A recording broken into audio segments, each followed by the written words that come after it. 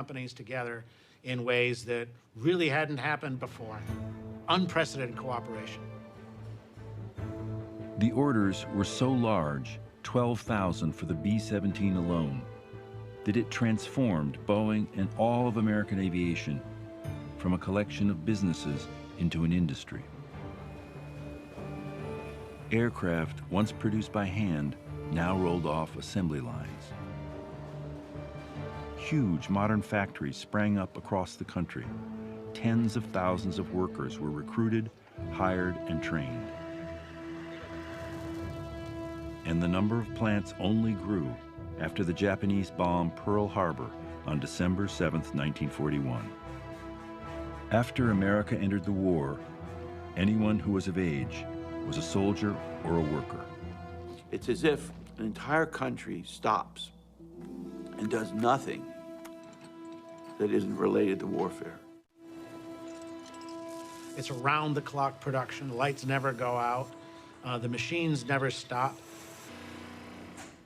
We had 3 shifts at the factory that I was at, 8 hours each, 3 different shifts, 24 hours a day. We in engineering slept at the factory 5 nights a week. We had rooms, we had a restaurant, and we went home Saturday night and Sunday night so we could see our girlfriends. You had women who had never worked in a factory before, and yet by the war's end, 1 out of every 3 workers was a woman. My sister and I worked together, and we see people getting dressed to go out, and we couldn't. We had to go to work. And if we didn't feel like going to work, we had this record of Rosie the Riveter. She's making history, working for victory, Rosie the Riveter. And we'd wind that up and play that, and that boosted our morale, so we said, oh, okay, we gotta go. Let's go. We wanted to get in there and be a part of it. It was an incredible situation. The airplanes were coming out 8, 10, 12, 15 every day.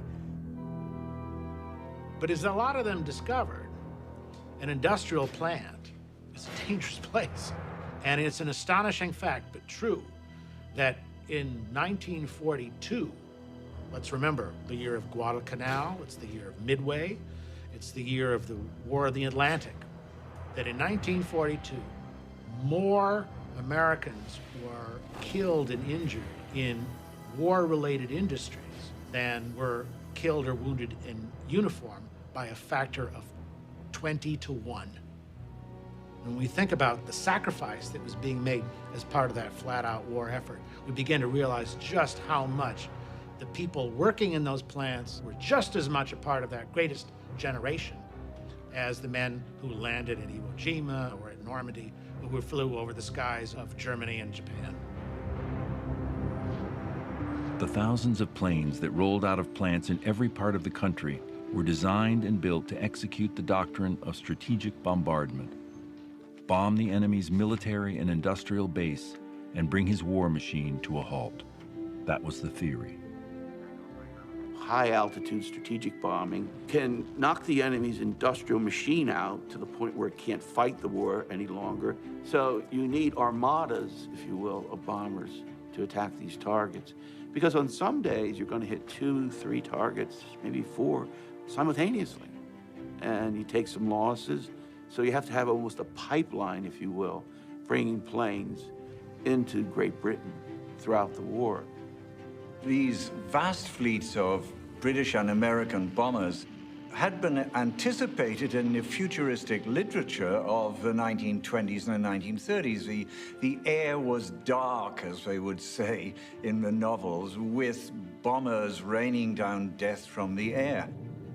And yet now something like that was true.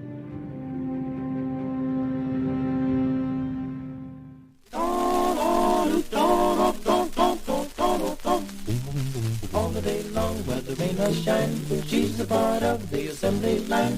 She's making history, working for victory. Rosie, the riveter, keeps the sharp. World War II was underway when Connie Palacios was 18 and just out of high school. She took a job as a riveter at the Boeing Wichita Aircraft Factory. She was one of the original Rosie the Riveters. She is in her mid-90s now and just as sharp and snappy as she was when she was putting rivets in the very first B-29 to roll off the assembly line. And then they sent me to a school there in Wichita. And they had a school there. They sent me there because they needed riveters. The first day I was there, I didn't rivet. Kind of a little disappointing to me, but the reason I didn't was that the last B-17 was being, they were building it there, but they were going to finish it. And the next day they were going to start with the B-29. They asked me to rivet, but they said, well, we don't have any buckers. We only have one person. But nobody wanted to work with her because she was a black girl. And because in those days they were very prejudiced. Well, I said, I don't mind working with her because I'm a minority too, because I am of Mexican descent. So they said, are you sure? Yes, I'll work with her. So she became my partner, and I tell you, she was the best bucker. And if it hadn't been for her, I couldn't have riveted like I did. And then, of course, the Japanese also had Tokyo Rose. And she was always on the radio, and she was trying to break the morale of the boys. So that's why we started calling us Rosie, the riveter, because we were, well, it would make us so angry. And so all us women, we try to work harder so we can get those planes out of there so we can get to Japan.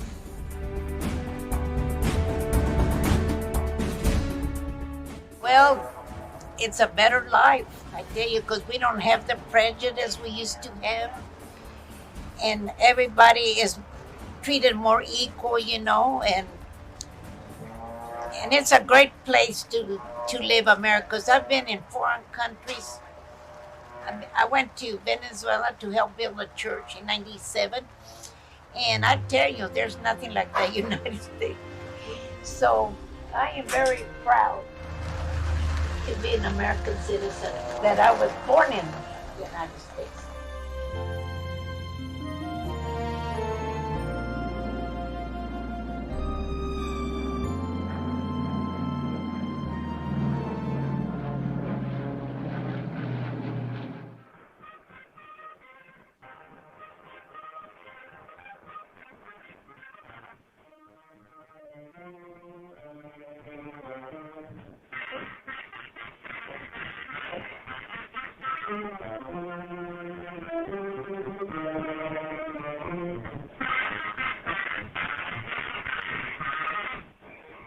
We'd like to tell you something about our department, 61 Department, the Air Force.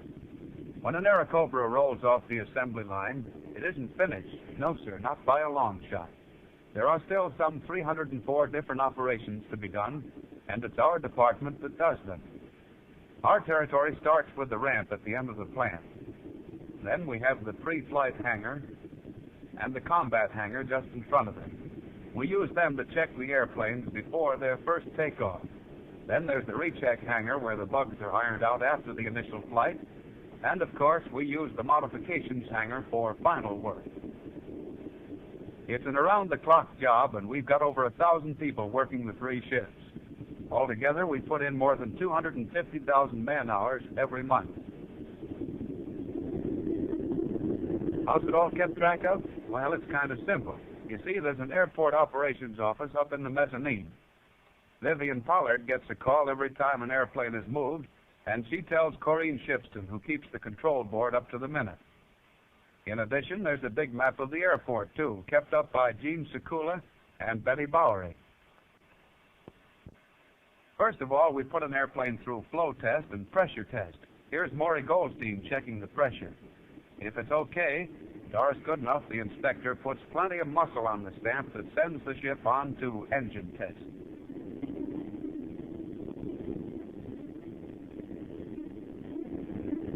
At engine test, a man has to be quick and sure, like Pete Ink Russo setting the relief valve, Fred Bray watching the panel, or Lee Backman checking the generator with Dan Amadich.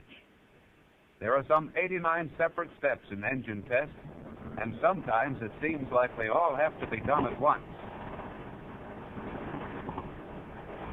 Incidentally, the water you see coming out of the plane is used to keep the engine cool while it's tested on the ground.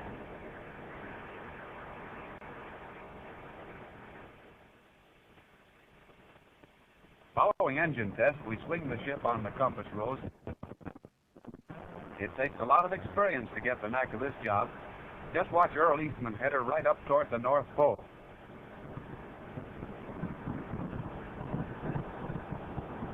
Now the ship goes into pre-flight hangar for a complete checkover.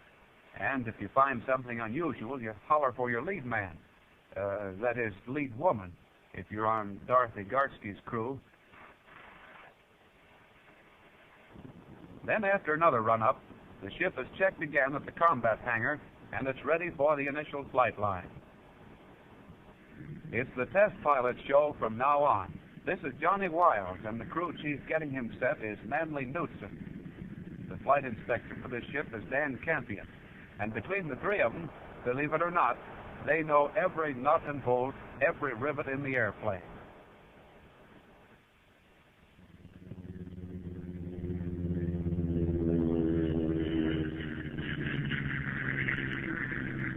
Flight inspector and crew chief. That airplane is there, baby, and it's a mighty important moment when it goes down the runway for the first time. After the first flight, the ship is flown again from the recheck hangar. When everything is okay, it goes to modification for any final work before delivery. Some of the ships go to Dade Brothers for crating, and some are gassed up to be flown away by the ferry pilots. When our department, 61 Department, gets through with an Airacopter, it's on its way to plant some 37mm shells where they'll do the most good, right smack in Hitler's and Hirohito's axis.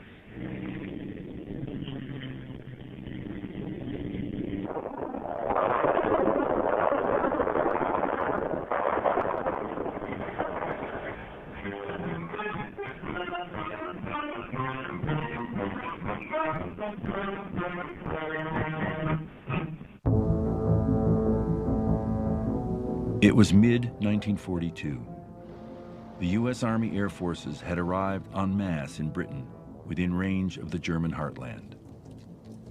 Huge airfields now dotted the English countryside. Boeing B-17s, the Flying Fortresses, began to roll in.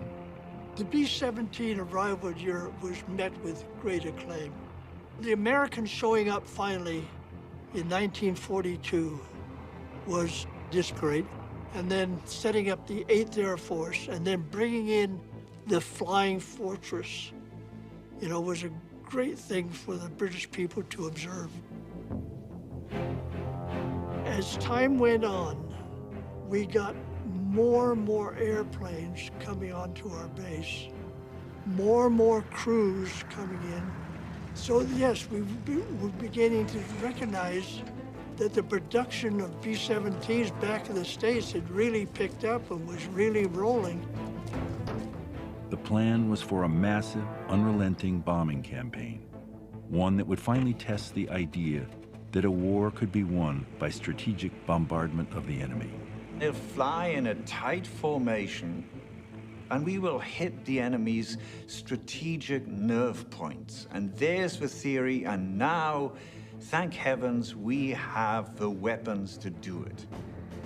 And then comes this decisive day in October 1943, where a very large group of B-17s fly off in perfect daylight to attack these vital German centers of ball bearing production in Schweinfurt.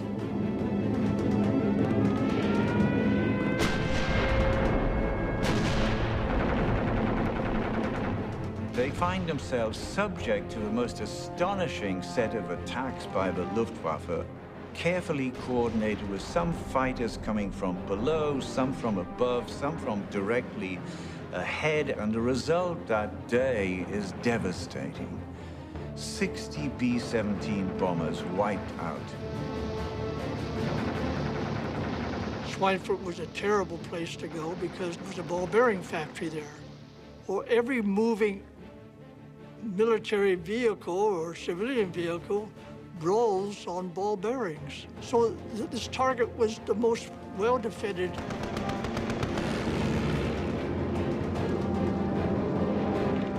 The German fighter pilots were plentiful and they were skilled, and so we got hit up pretty badly. We lost 60 airplanes. That meant 600 people didn't make it back home. And our own airplanes came back, lost an engine, shot up pretty bad. My partner in the left waist was killed. And that raid on Schweinfurt was one of the most devastating air battles in history and became known as Black Thursday.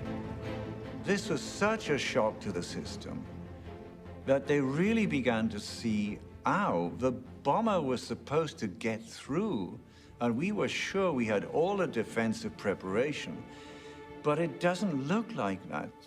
So now this whole air war becomes, ironically, what it wasn't supposed to be, trench warfare in the sky.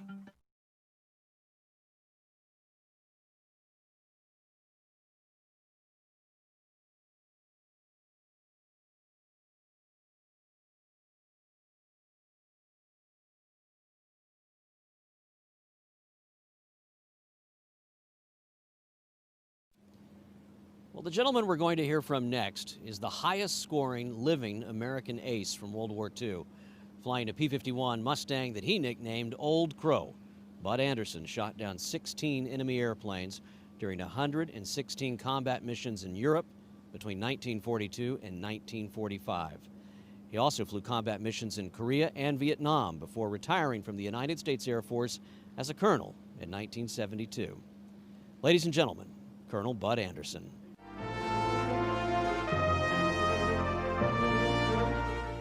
Colonel, why is it important for us to commemorate VE Day 75 years later? World War II was a big deal.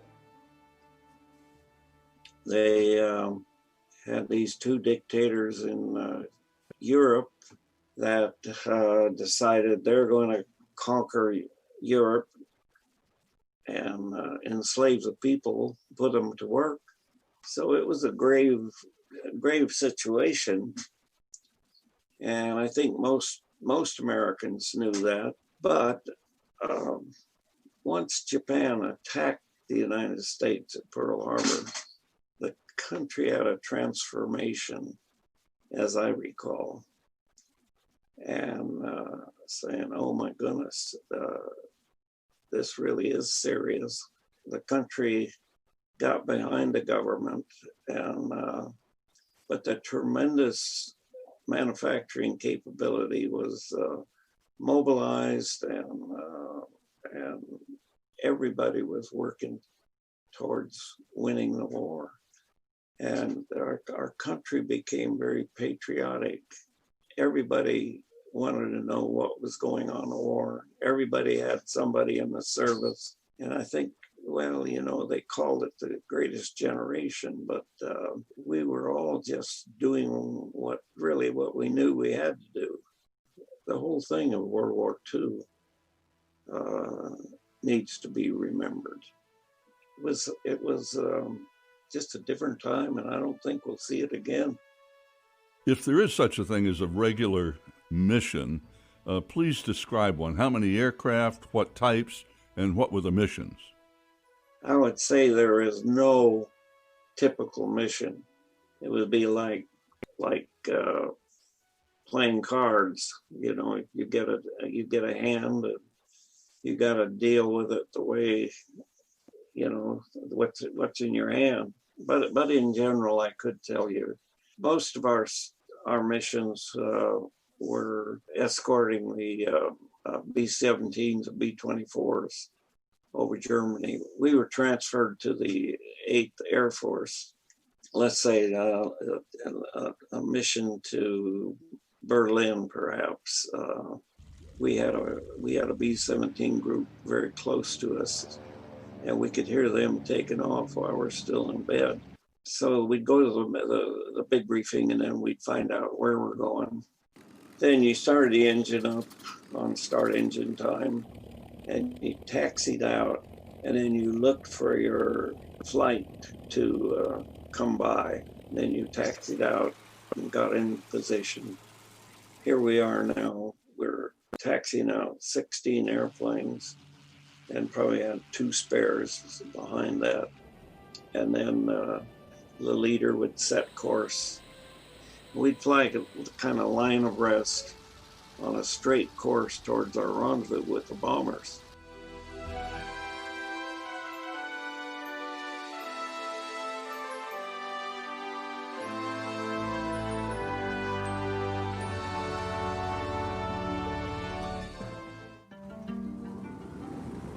The very concept of a flying fortress, a self-defending bomber, was called into question.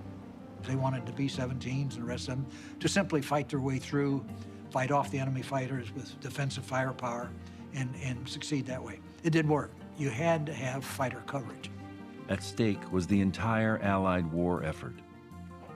If the German military-industrial base was invulnerable, its armies and air force would continue to dominate.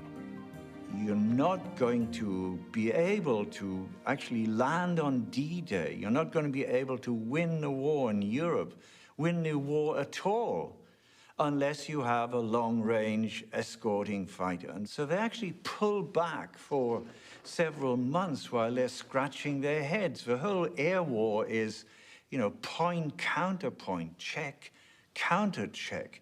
We need to figure out what to do. So in fact, although it's not well known, American strategic bombing of Germany grinds to a halt between late October of 1943 and the beginning of 1944, which is cutting it very late. The solution was a combination of American and British engineering and a bit of luck. Early in the war, the British had turned to North American aviation's Dutch Kindleberger to build a fighter to challenge the German blitzkrieg. Kindleberger said, I'll tell you what, you give me 100 days, and I will come up with not just a design for you, but I'll build you a prototype. You fly it around and see what you think. And in a record 102 days, North American designed and built what would become the P-51 Mustang, a sleek, highly maneuverable modern fighter, but it had a problem. In their trials, they discover that while it has many wonderful maneuverable capacities and capabilities, it just doesn't seem totally effective over 19,000 feet. And our bombers, and the American bombers especially, are flying at 24,000 feet. So it can't protect them. Therefore, they think it's not going to work. So they actually turn to the most experienced test pilot from Rolls-Royce, and they bring Ronnie Harker down. And the story is quite gorgeous. It's almost a Steven Spielberg movie. But then he says, I've noticed that the front end of this P-51 is about the same length that would take the brand new, ultra-powerful Rolls-Royce 61 engine. So they set out to drop in the Rolls-Royce engine, bolt it up, and then Harker takes it and flies it.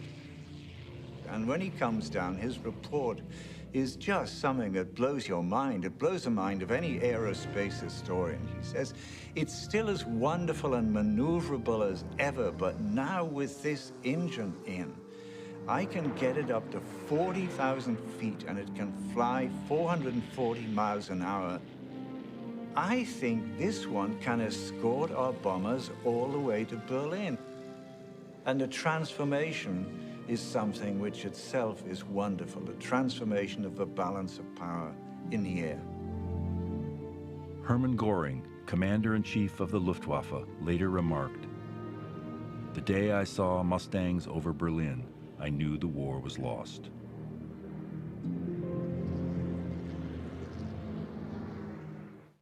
Charles McGee is one of the last living members of the Tuskegee Airmen, an all-African-American military pilot group. Although he made headlines this year when he flipped the coin at Super Bowl and got promoted to Brigadier General shortly after celebrating his 100th birthday, General McGee was an accomplished fighter pilot who overcame institutional racism in the United States military to fight for his country in World War II. Like Colonel Anderson, after the war, General McGee stayed in the Air Force and served in the Korean and Vietnam Wars. Before retiring from the Air Force in 1973, he'd flown a total of 409 combat missions during 3 different wars.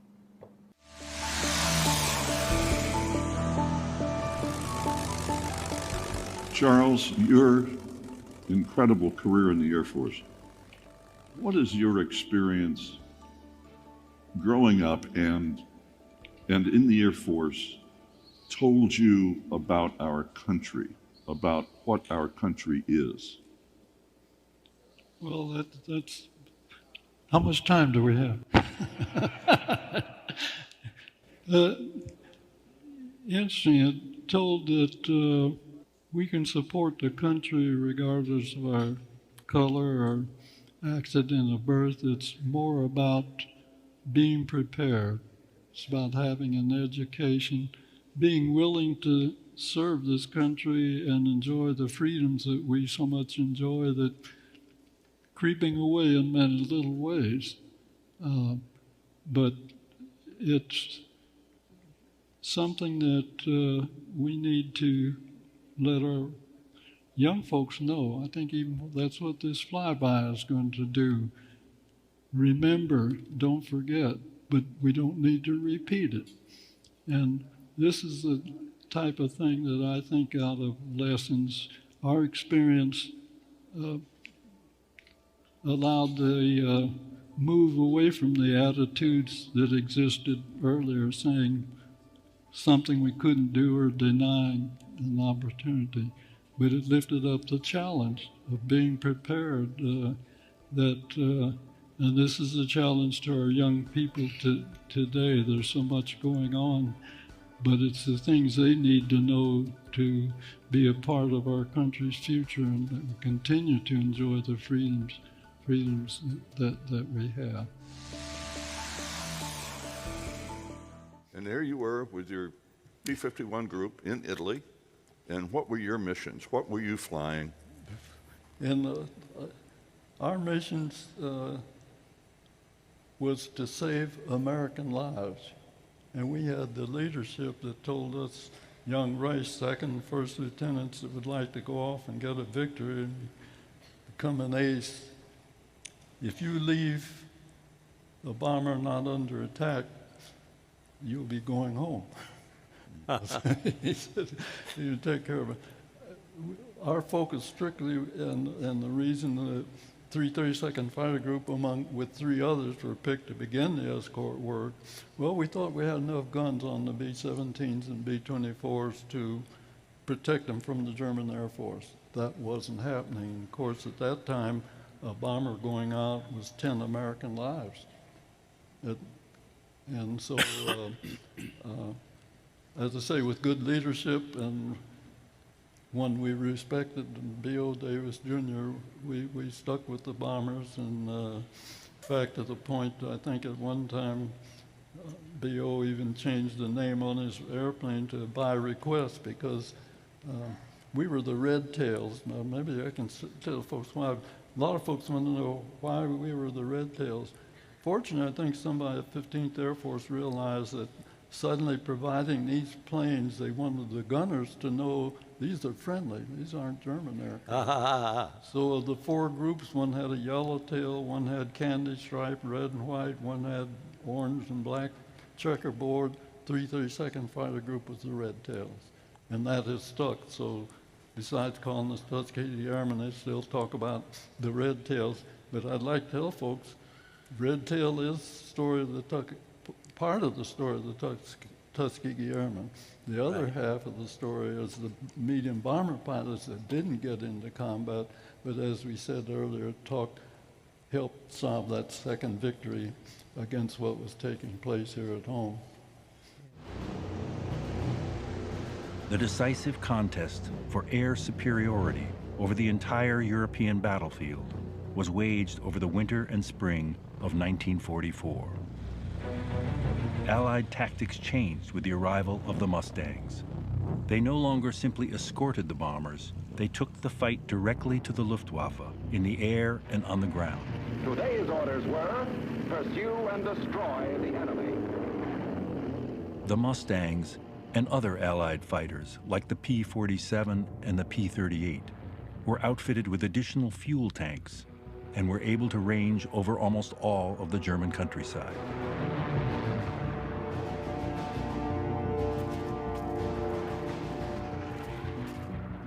One week in late February 1944 became known as the Big Week.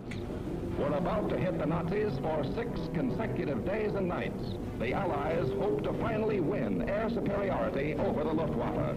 The liberation of Europe was at stake. The Big Week set in motion the siege of Germany from the air that would continue until the end of the war in Europe. The Mustangs plunged into the fight. The Germans closed in.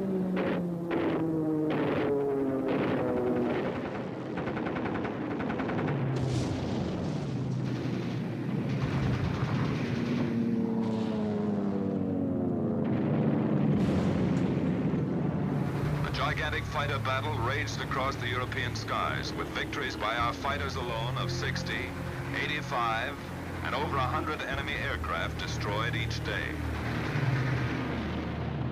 It was a battle with terrible costs on both sides.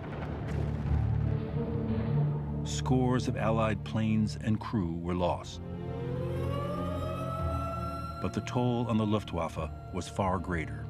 By the late spring, it had lost its air supremacy over the German homeland. With air domination itself at stake, the Luftwaffe disappeared from the skies. The domination of the American Air Force over the German countryside was so great that they could afford to shoot an enemy bicyclist carrying a dispatch. I mean, they had so many airplanes, they were looking for targets. Fighter bombers smashed Nazi barges and railway trains. The fighter planes took out the transport. They took out the canals, the railroads, the trucks. The Germans couldn't get anything to anybody because there's no means to transport them.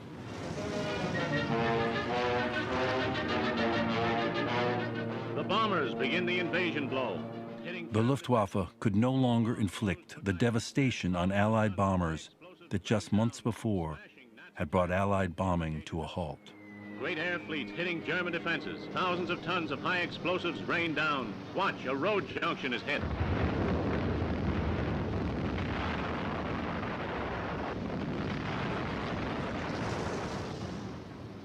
Can you imagine being a person in Germany, not thinking the war is going too well and wondering how it's going to come up, and then look and see 1,000 B-17s, an unending stream of airplanes every day? It was called an air train.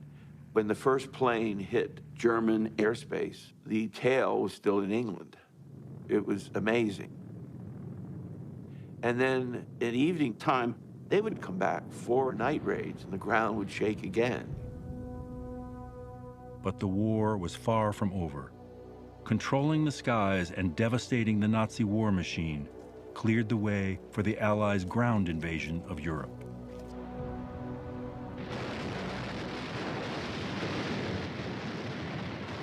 D-Day, June 6, 1944, was the largest Allied military operation of the war. 150,000 men landed on the French beaches at Normandy, and the decisive ground war with Germany began. And on that day, Germany could muster just 319 planes to counter the more than 12,000 Allied aircraft deployed during the invasion.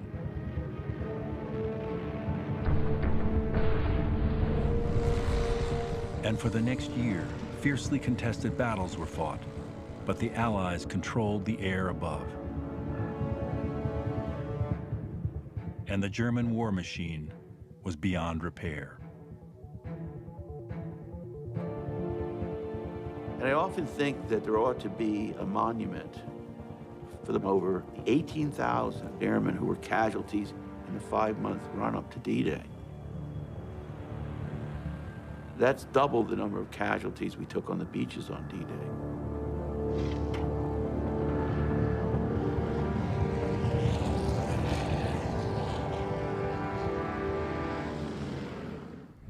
Well, our next vet started out as a paper boy reading about the war in the Pacific, specifically the SPD Dauntless at the Battle of Midway. Never dreamed he'd be in the back seat himself. Here now is Paul Hilliard. Well, I was a farm boy, and I was in high school, northern Wisconsin, a small town, and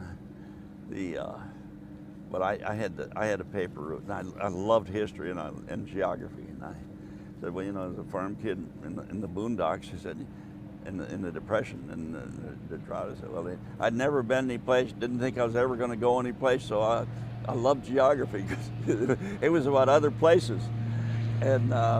So I read about the Battle of Midway and the SPDs and so on, which is a heck of a story, and for 16, just turning 17, I guess, and but when I read about it, it never dawned I'd end up in an SPD, but it was a great airplane, as great story, great legacy.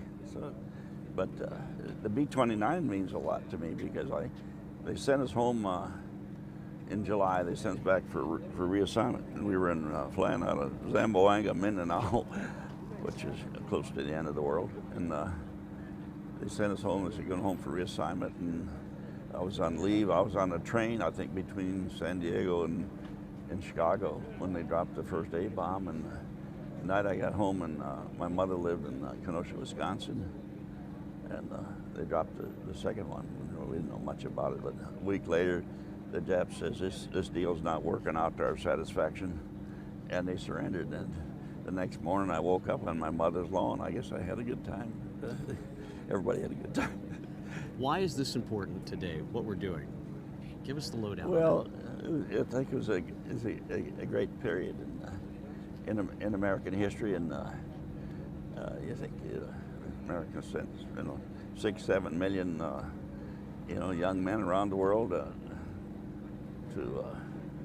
to free, not just keep America free, but just to free millions of others. I think about Normandy. Every time I've been over there, I say, this was a battlefield victory to us, but it was freedom to millions and millions of people in Europe and Asia and the rest of the world. So it's a great time in American history, and that shows, I think, the power of freedom and what a free people can do and what they'll do, not just to protect their own freedom, but to gain freedom for other people. And I think that's uniquely American.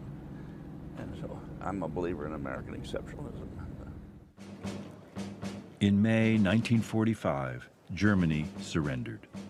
The war in Europe was over.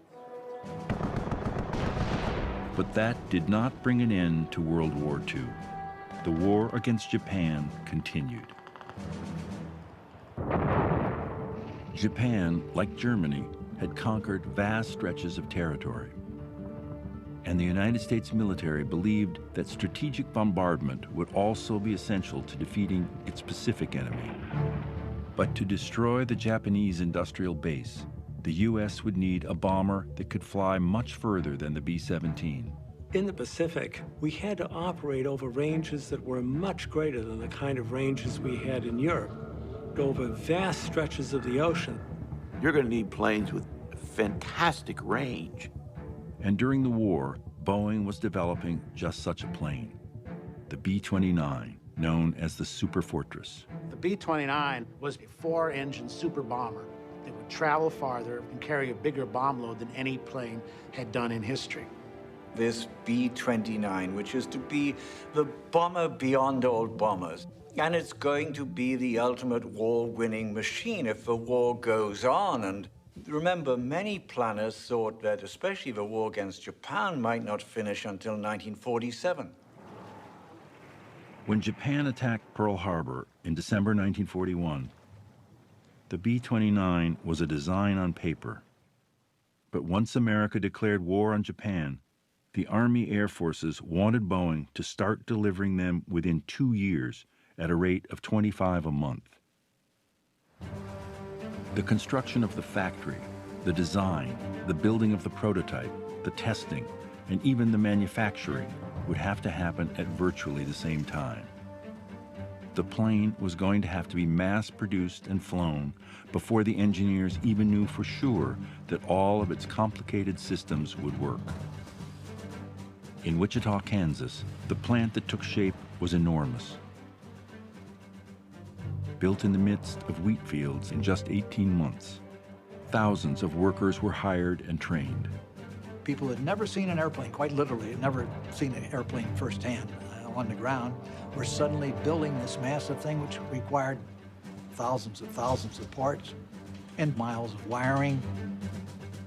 The B-29 represented a huge step away from the B-17. The B-17 had been unpressurized. I mean, the waist gunners in a B-17 were operating in the substratosphere in sub-zero temperatures with the windows open, as it were. Really a very tough way to fight a war. And so Boeing decided to build the B-29 as a pressurized airplane in the crew areas. Pressurization would allow the crew to breathe without oxygen masks and to fly in a temperature-controlled environment. They were so ambitious, they said, not only will we have a pressurized cabin at the front of the aircraft, but at the rear of the aircraft, where the rear gunners will be, they also will be pressurized. How do you pressurize an entire cabin like that, a cabin that's spacious?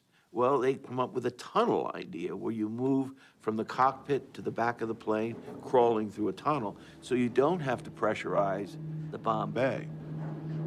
Constructing a plane that involved these kinds of technology and engineering challenges was something that involved an enormous amount of effort. Nothing really had perplexed as many minds and as many companies as the B-29. It was not just an airplane, it was an industrial project of a size and scale that American industry had never engaged in. The Superfortress was a collective national industrial effort on every level. There were thousands of subcontractors building everything from wheels to propellers to engines. The plane had over 40,000 different parts. Each B-29 had 1 million rivets holding it together. The mission of the B-29 was to bridge the expanse of the Pacific and eventually bring the kind of strategic bombing that had destroyed German industry to the Japanese heartland. But it had another deeply secret mission. If the Manhattan Project was successful, the project to develop the atomic bomb, then the B-29 would deliver it. The U.S. government would spend more on the B-29 than any other weapon. The B-29 cost about $3 billion, and had it not worked, it would have meant that the next most expensive project, the atom bomb, which cost $2 billion, wouldn't have been deliverable.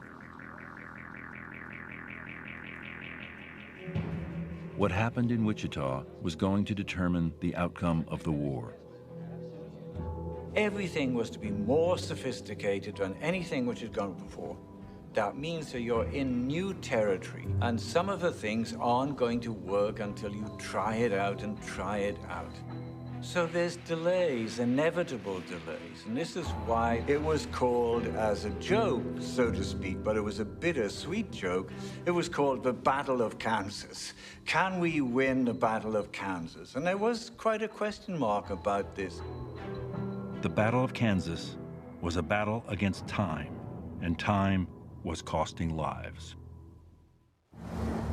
In 1943, American forces were taking thousands of casualties as they fought their way island by island across the Pacific. But the B-29, the plane that would take the fight to the Japanese homeland, was still not ready. It's just a hugely complicated airplane, even for Boeing, which is used to building complicated airplanes. Because the B-29s are flying with huge engines, multi-bank rows of cylinders, The problem of cooling the cylinders at the back end of the engine just becomes horribly difficult, and engine fires become a real problem. Boeing's most senior test pilot, Eddie Allen, and a 10-man crew died on an early test flight when one of the B-29's engines caught fire. And along with Eddie Allen's death, also many believe that would be the end of the B-29 as a project. That this was a plane that was unflyable, that this was a plane that had too many problems, was too dangerous to take up into the air, let alone to be sent into combat. Accidents, engine fires, nothing halted the B-29's development and production. The war in the Pacific demanded a superfortress. The head of the Army Air Forces, General Hap Arnold, had staked his career on the B-29 and the idea that Japan could be bombed into surrender. Roosevelt is pressing Arnold, who in turn is pressing Boeing to get the plane on basis by early summer of '44. Hap Arnold was always presented as this lovely, smiling guy, you know, in the photo ops, but he was a tough manager, and he was on people fiercely, and he was on Boeing fiercely. The D-Day in the Pacific is set for June 1944 and is going to be Saipan. There's 3 islands in the Marianas, Saipan, Tinian, and Guam, and we're going to locate bases there to attack Japan. But Arnold wants the bomber before that. He wants to test it out. Arnold arrived in Wichita in March 1944, expecting to take delivery of more than 150 B-29s. He fully expected these bombers to be ready. And he was told when he got there, we ain't ready. And not only that, we don't know when we're gonna be ready. He just exploded. But Arnold is an inventive guy, and he is a possibilist, he's a doer. And he said, even if it's 96% ready, we need it. We need it now. And so he rushes in extra help, and it's called the Kansas Miracle. In just a little over a month, he's able to have his planes operational. By the summer of 1944, factories were producing more than 50 B-29s a month, and they were heading for the Pacific.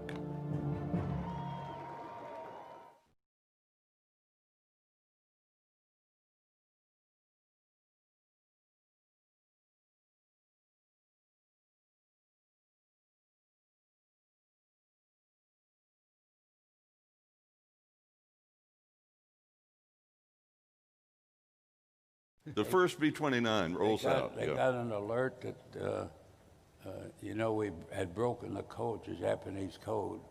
They got an alert that the Japanese were considering an attack on the Panama Canal. And so I was shipped down to Tulare, Peru, to fly patrol from there to the Galapagos Islands. And we flew patrols back and forth because they thought the Japanese were going to go around and come in from the south, which was less defended than the north side of the Panama Canal. So I flew out of Peru for almost a year to the Galapagos Islands. And by this time, I had accumulated 1,000 hours in 4-engine aircraft. And Arnold put out a call for all... General Hap Arnold. Hap Arnold, who was head of the Air Force, I'm sure you all know, put out a call for all pilots with 1,000 hours of 4-engine time should be brought back to the United States and get involved in this B-29 program.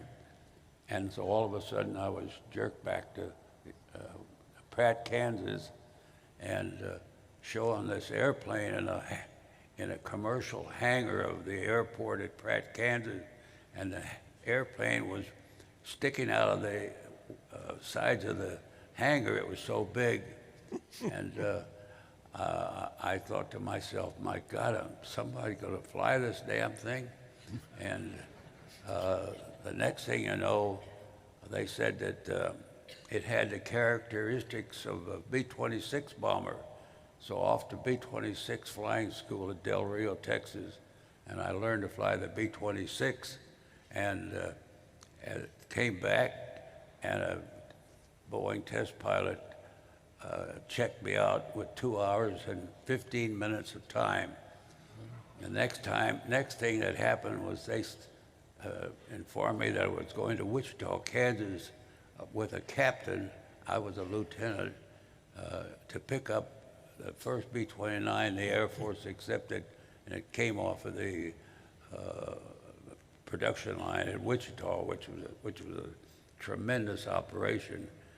We went there, and they had an airplane all set up, and they broke a bottle of champagne on the nose wheel, and it came time to take the airplane back to Pratt, Kansas, and I, being a lieutenant, naturally deferred to the captain that he would fly it. And he said, "No, you're going to fly it." And I said, "Well, I only have 2 hours and 15 minutes in this airplane." And he said, "Well, I only have an hour and a half."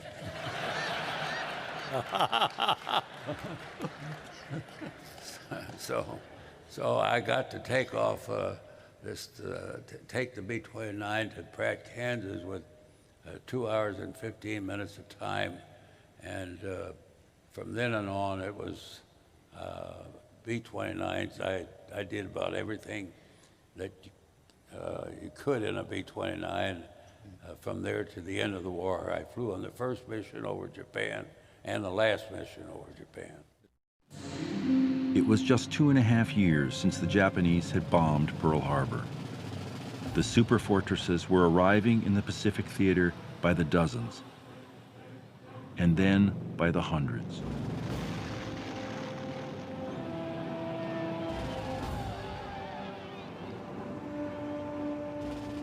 Well, the B-29 was such a beautiful plane, and I interviewed guys who said they'd go out on the base like a kid going out, you know, waxing and shining up his car and shine the wing up, and it glistened.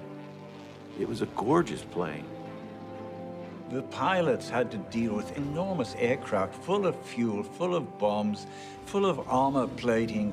It's bigger and takes lots of handling. You have to think about the speed at which it takes off, the speed at which it comes in. With their bomb bays packed with the heaviest loads in history, the B-29s barreled down newly constructed runways for one of the most dangerous parts of the mission, takeoff. They would kind of wobble in the air, and everybody on the ground was saying, "Oh my God." But once airborne, flying from bases on newly conquered islands like Saipan and Tinian, the B-29 proved itself the aerial weapon it was designed to be. The plane could stay airborne for 17 hours. Now that's really crucial when you're flying over the open, empty Pacific with all those sharks. They're flying in the, at 30,000 feet. In winter, it's 62 degrees below zero over Japan.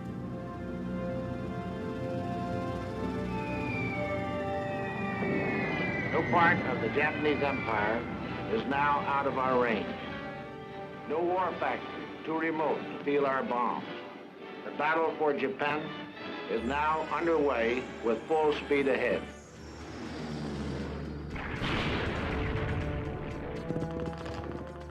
Once the bitterly contested volcanic island of Iwo Jima fell, just 700 miles from the Japanese mainland, North American P-51s could enter the battle as fighter escorts and attack aircraft.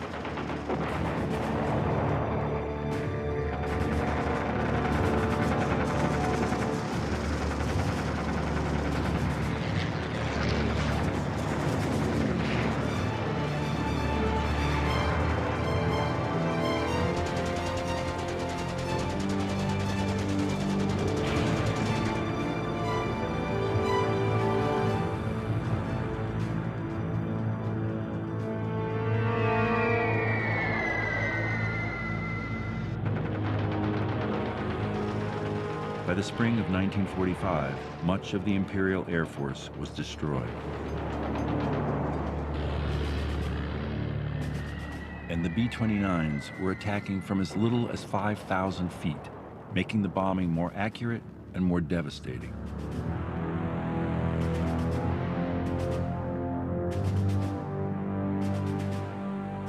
Tokyo was in ruins. But the Emperor of Japan, even after seeing the destruction for himself, refused to command his military to surrender. The war in the Pacific went on. Carnegie, you went to CBI, China, Burma, India Theater. Right. What was the United States doing in China, Burma, India? All right. When the B-29s first went into combat, they didn't have the islands in Saipan and so on.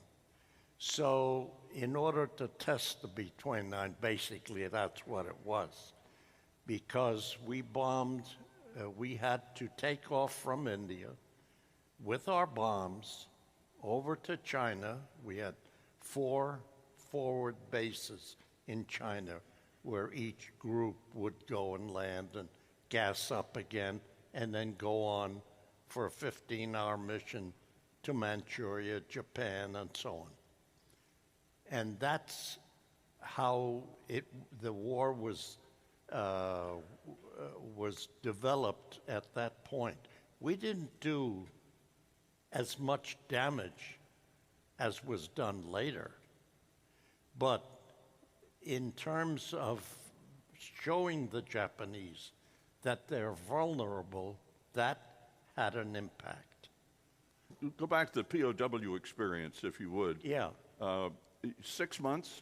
6 months, yeah. And what were the facilities, or were the? All right. Were you the outdoors? facilities was an old British compound, prison.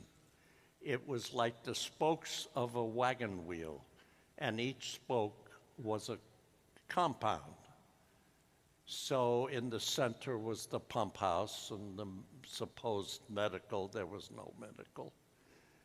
And we were, after landing, I met my co-pilot, and they took us across the little river, as I said, and the Japanese newsreel was going. I said, oh boy, we're going to be on the news tonight. And finally we got to the other side, and they marched us to a building where we were to be interrogated, apparently. So after being thrown in these prisons, teak wood bars, it wasn't metal bars, teak wood bars, and quite large rooms. And I was in one, and another one was somewhere else. And finally, I met my co-pilot again in just talking. He was in the next cell. He said, Tommy, and they used to call me Tommy then, and just keep your cool and don't tell them anything particularly in detail. Make up what you can, but make it plausible. And so that's what I did. And so they asked me different things, and this one guy from India who was collaborating with them, he would ask me questions about the Indian base. So I answered, I said, you're asking me to quit. You're Indian, you have your men there. What are you asking me for? And I got boom, boom, boom. But it's reasonable to say if they wanted to kill us with those teakwood sticks, they could have. They didn't. They just made us hurt, that's all.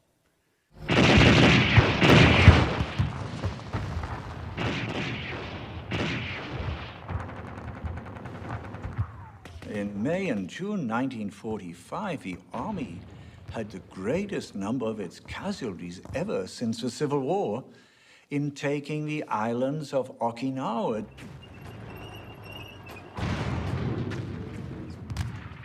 On Okinawa, the Emperor's soldiers and civilians endured relentless bombing, but they still would not surrender. The calculations of how many casualties the Army and Marine Corps would take landing on the home islands of Japan were just enormous. Every soldier, sailor, and pilot in the Pacific War had the same hope resting on the B-29. Make the Japanese Imperial Armed Forces surrender before an invasion. The turning point in the war was a day without precedent in all of history.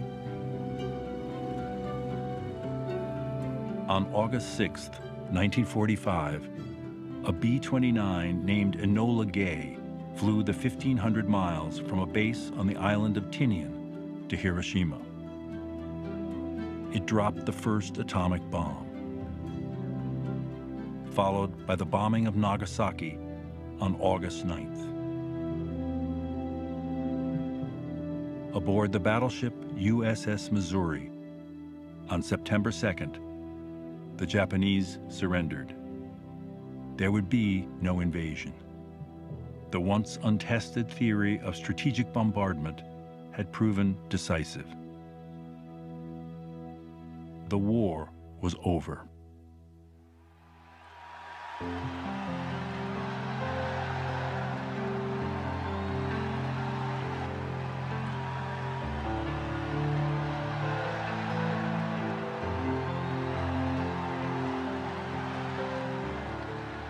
But the legacy of World War II was not to be the machines and the weapons that were built to wage it. The 12,000 B-17s and 4,000 B-29s were instruments of victory. But they were soon eclipsed by even more innovative and sophisticated technology. The enduring legacy of the war is the industry that was created to build them. The factories, the plants that were the arsenal of democracy. They became the industrial engine for generations to follow.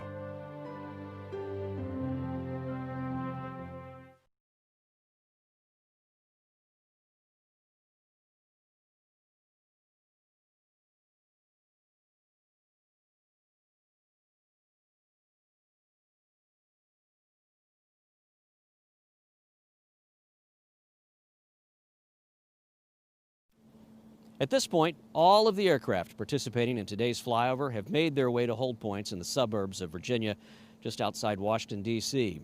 The first formations have already started their low-level runs down the Potomac and will soon take a left turn at the Lincoln Memorial before heading straight down the National Mall.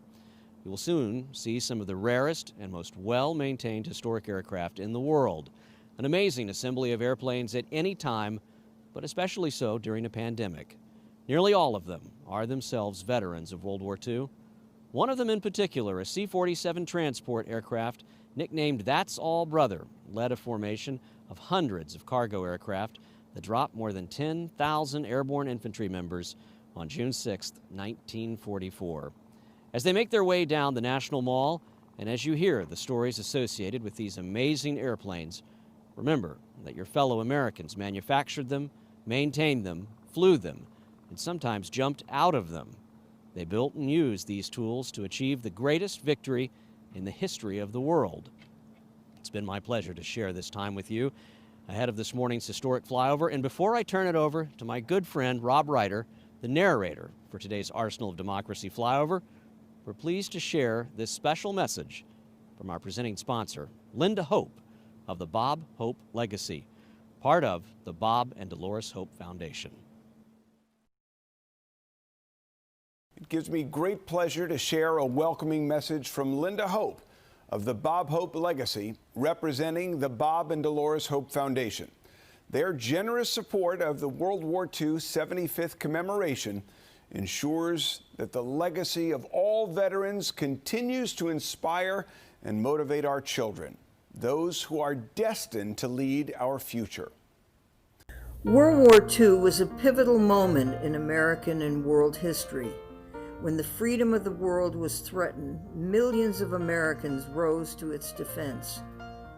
They fought in combat in Europe, North Africa, and the Pacific, helped build the arsenal of democracy in our factories, and raise the spirits of our troops, as my dad Bob Hope and many of his fellow entertainers did.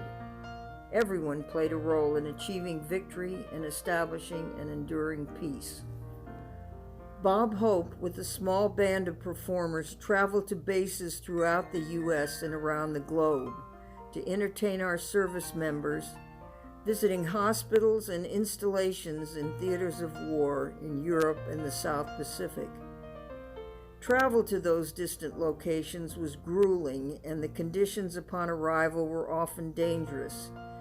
Yet those were the shows most near and dear to Bob's heart, and to the hearts of the hundreds of thousands of troops who never forgot the taste of home and hope he brought them. As we commemorate 75 years since the end of World War II, we salute our service members and the everyday Americans who contributed to the war effort for their heroic actions. Their patriotism still inspires us and will continue to inspire Americans forever. We promise to carry their stories forward, instilling in our future leaders a new appreciation for the sacrifices made by the entire generation that truly defined the spirit of America.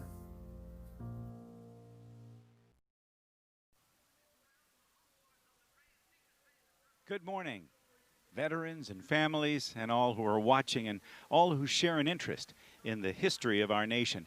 We welcome you to the Arsenal of Democracy World War II Victory Commemoration Flyover event. We're here to commemorate the Allied victory in World War II. My name is Rob Ryder. I'm broadcasting live from atop the National Mall in Washington, D.C. Due to weather conditions, the aircraft participating in the Arsenal of Democracy flyover commemorating the 75th anniversary of the end of World War II will be unable to safely take flight today. Our authorization through the restricted airspace around Washington, D.C. will expire today, and rescheduling the flying portion of the event is unfortunately not an option. We have produced for you a broadcast that will feature never-before-seen footage of many of the aircraft scheduled to participate in the Arsenal of Democracy flyover, including video shot on Thursday during the practice flights for the planned flyover. We thank you for joining us today and hope you enjoy the program. At the conclusion of this flyover portion, we will have a very special and thoughtful interview with Brigadier General Charles McGee, who spoke with members of the Smithsonian Air and Space Museum just last night. We hope you enjoy this exclusive programming, and it's made possible by our friends at the Smithsonian Air and Space Museum. All of the World War II aircraft that you'll see here today were flown 3/4 of a century ago by men who have come to be known as the greatest generation. They left their families, their jobs, and their peacetime lives to fight oppression and defend freedom in every corner of the globe. But as grateful as we are for their bravery, sacrifice, and service, we are here today to celebrate not just G.I. Joe, but Rosie the Riveter as well. In a speech that he made in December of 1940, President Franklin Roosevelt recognized that the great arsenal of democracy would play a pivotal role in this country's anticipated involvement in the war that was already raging across much of the world. President Roosevelt understood the raw power of the United States and its people when they focused their will and resources on a single common goal. He knew that once this country became involved in hostilities, the immense U.S. industrial complex would transition from the peacetime manufacturer of automobiles, tractors, and airliners to the wartime production of jeeps, tanks, and airplanes. And he was right. For the second time in less than a quarter century, the American people were called on to help save the world from the forces of tyranny and oppression. And on the battlefields of Europe, in the waters of the South Pacific, and in the factories throughout our great nation, they have responded to that challenge as Americans always have. In the intervening years, the stories of what those brave Americans did and how they did it have been told less and less frequently. In the history books and in the classrooms of our schools, the narrative of World War II has been relegated to a couple of pages in history books or a day or two of instruction. Those stories deserve more. Americans should know that not so very long ago, our way of life, our freedom, and the fate of much of the world hung in the balance.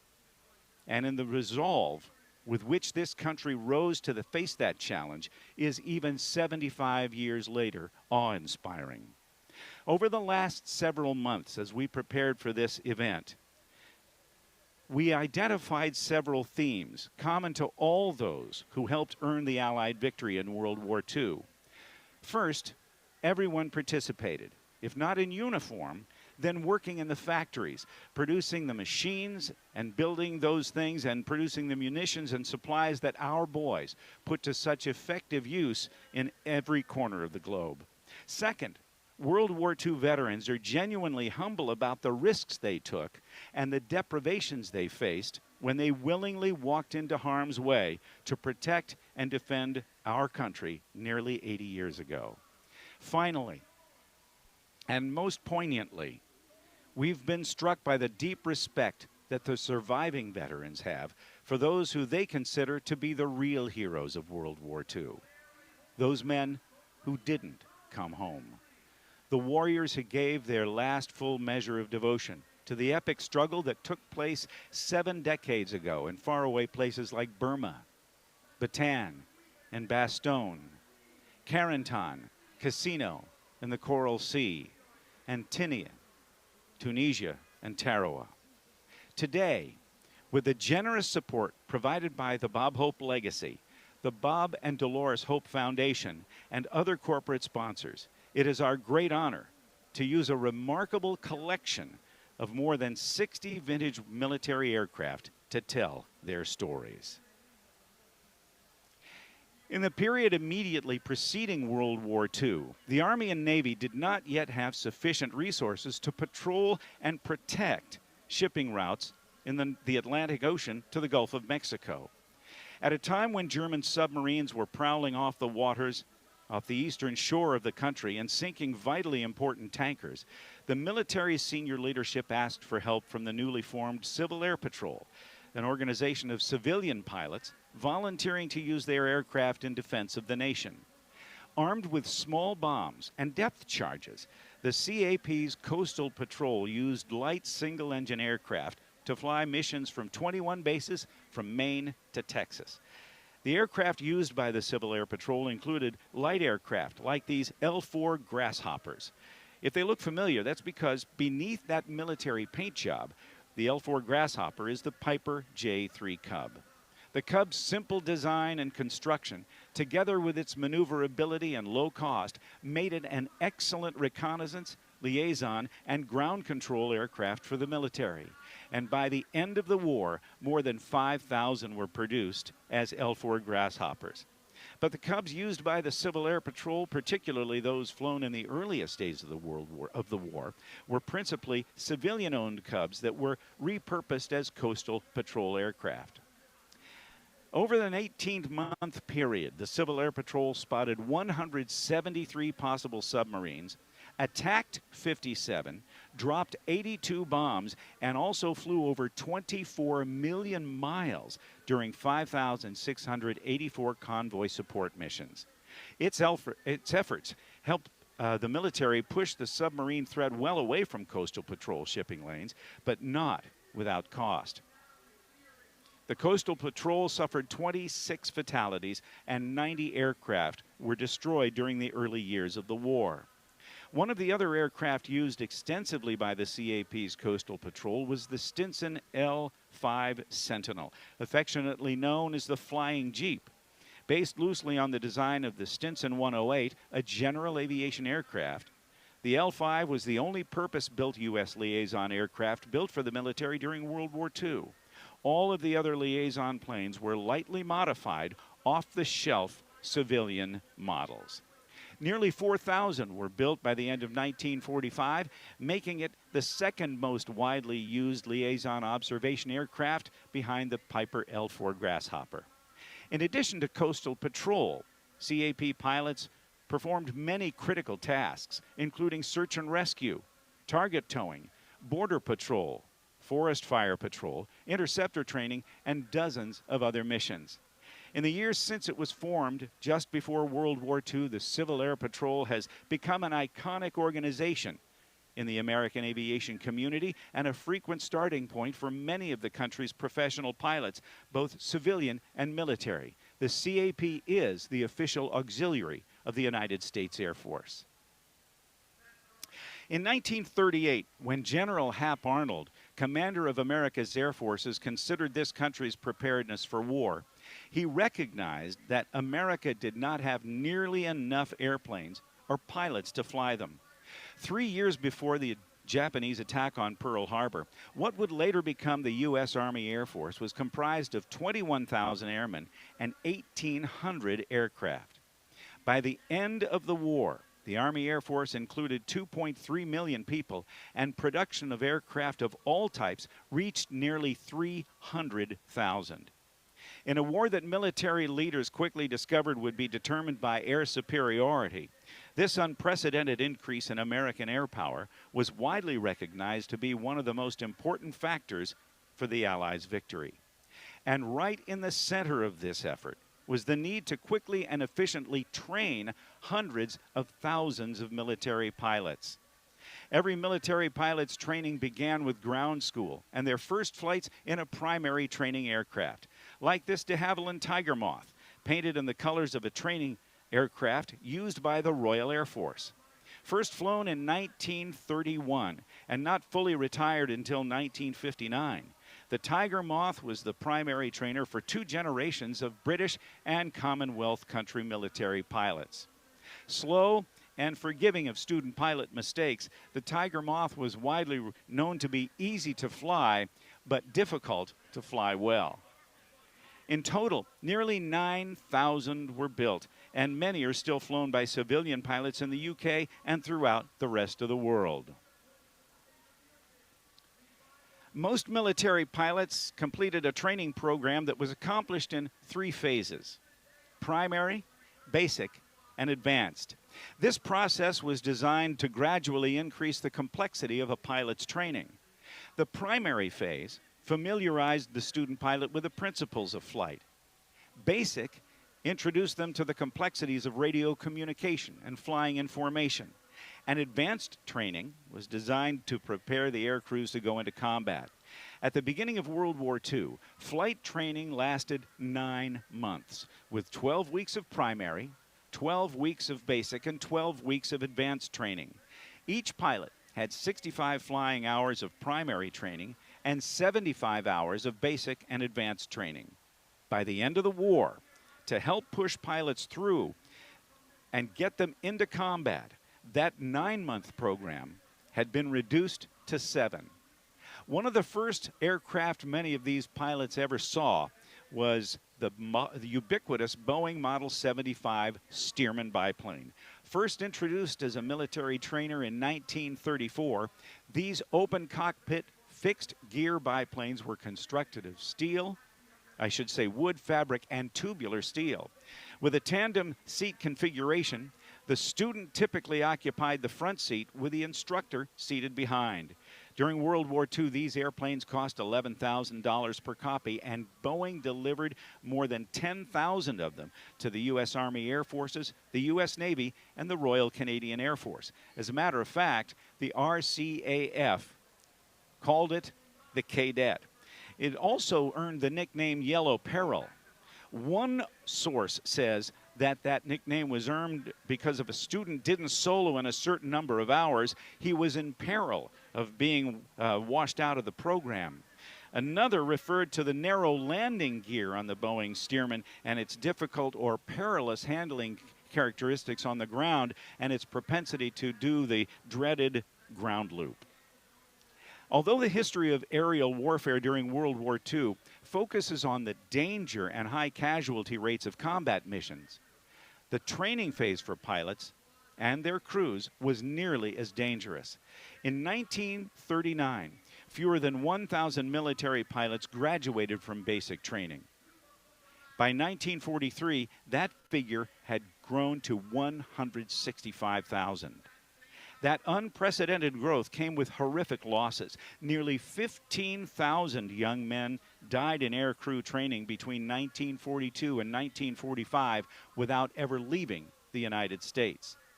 For most, the final stage of training before deploying overseas was advanced, and the most common advanced trainer throughout World War II was the North American Texan, weighing in at nearly 3 tons with a 600 horsepower radial motor and retractable landing gear. The Texan was designed to prepare pilots to fly the state-of-the-art aircraft that they would use in combat. By the end of the war, North American had built more than 15,000 Texans, including the AT-6 variant for the United States Army Air Forces and the SNJ version for the Navy and Marine Corps. The Commonwealth countries used the Harvard variant of the Texan. After the war, the Texan enjoyed some success as a frontline combat aircraft flying missions for the Syrian, Israeli, Pakistani, Spanish, and Greek air forces. But the Texan's reputation and legacy were built on the critical role it played during World War II, providing the ideal training platform for tens of thousands of Allied pilots.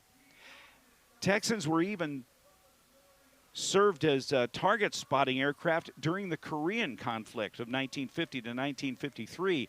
They were reconfigured with white phosphorus rockets, flying low and slow over the battlefield, seeking out targets or attracting ground fire. They would circle back around, fire those Willie Petes, as they were known, that put out huge volumes of white smoke and call up to the fast-moving jets who often had a hard time locating the targets, and they'd say, "Hit the smoke." The American military's aviation training requirements were not limited to pilots. Bombardiers in the U.S. Army Air Forces received 30 weeks of specialized training that included 120 hours of flight training and 160 practice bomb drops.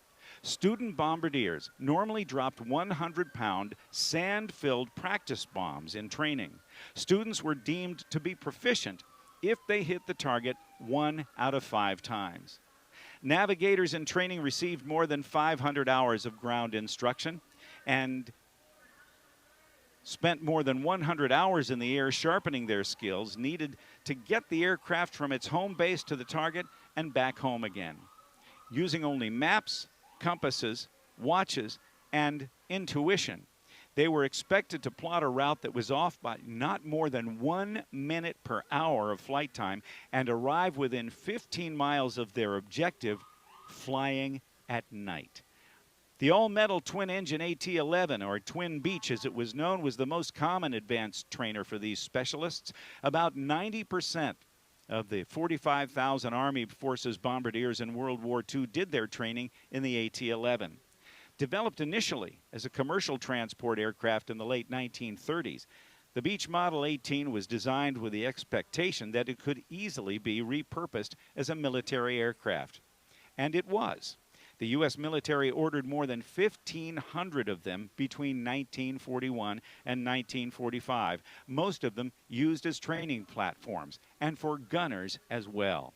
And after the war, the Beach 18 was the world's most popular business aircraft, and production continued until 1969 with over 7,000 built. I'd like to take a moment now to thank the aircraft owners and operators who've joined us here this week to commemorate the 75th anniversary of the end of World War II. All of the airplanes you see today are national treasures, restored, maintained, and operated to help recognize and showcase the sacrifice, commitment, and accomplishments of the men and women who helped win World War II 3/4 of a century ago. From individual owners to small museums to the larger collections represented by the aircraft participating today, all of these planes have traveled here this week and are participating in this event as volunteers, letting us use these magnificent machines and their skills and experience as pilots to tell the story of a massive and successful effort by the Allies to defeat the forces of tyranny and defend freedom all those years ago. They've come from every corner of the globe to recognize and showcase and memorialize the greatest generation, the men and the women, civilians and military personnel who helped the Allies achieve victory in World War II. After invading Poland in September of 1939 and defeating France by the spring of 1940, the Germans had conquered virtually all of Western Europe and were planning Operation Sea Lion, an amphibious invasion of Great Britain that Adolf Hitler believed would end Allied resistance in Western Europe. In preparation for that invasion, Hitler ordered the British Royal Air Force to be neutralized.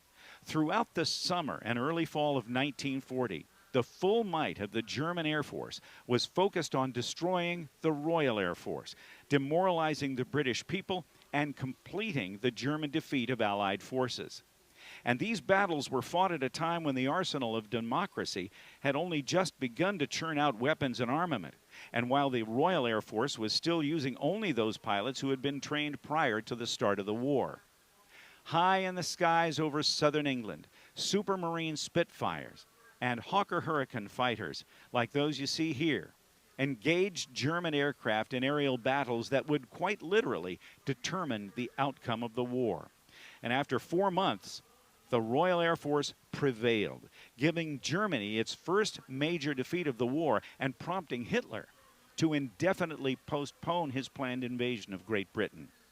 In memorializing the effort of the Royal Air Force during those desperate days in the summer of 1940, British Prime Minister Winston Churchill famously observed that, and I quote, "Never in the field of human conflict was so much owed by so many to so few."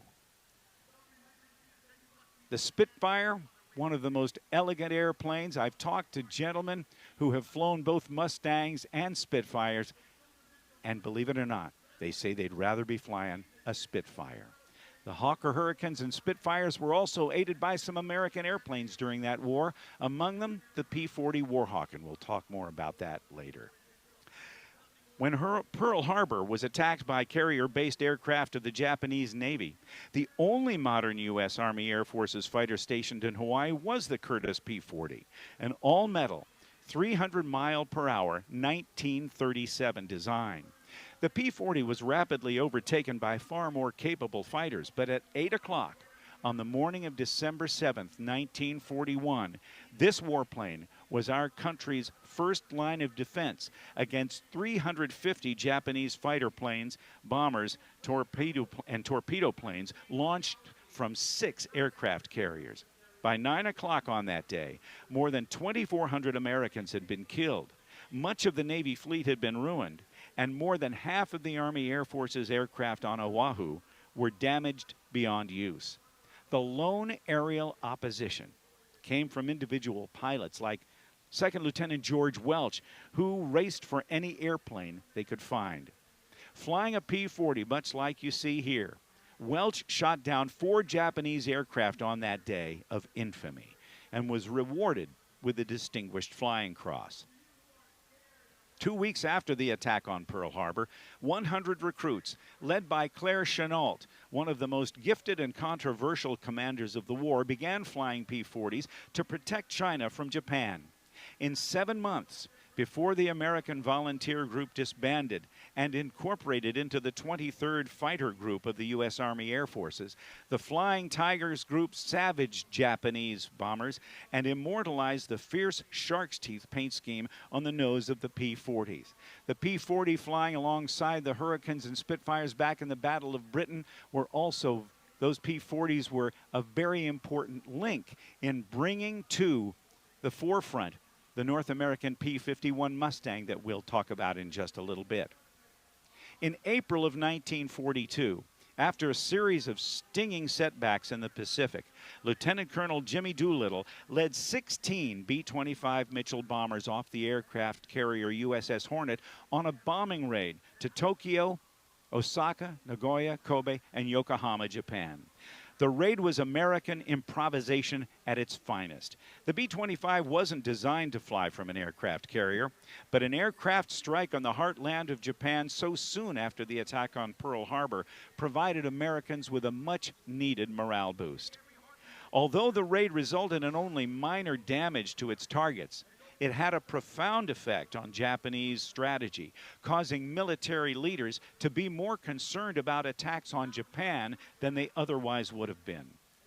Doolittle thought that he was going to be court-martialed after losing all of the aircraft on the raid. Instead, he received the Medal of Honor and was promoted in the field, past colonel, to brigadier general. Although the B-25 is best known for its critical role in the Doolittle Raid, it made important contributions in every battle of World War II. In the Pacific, it provided close air support, strafed Japanese targets and airfields, and destroyed bridges. In Europe, the Royal Air Force flew B-25s as medium bombers throughout occupied Europe, including in support of the Allies' Normandy invasion in June of 1944.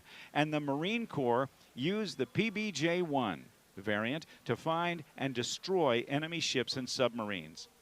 During the war, B-25s were also flown by the Canadians, Dutch, Australians, Soviets, Brazilians, and Chinese. And to this day, the Doolittle Raid remains the air mission against which all other air missions have been measured. The B-25, also one of the most heavily field-modified aircraft in all of the war.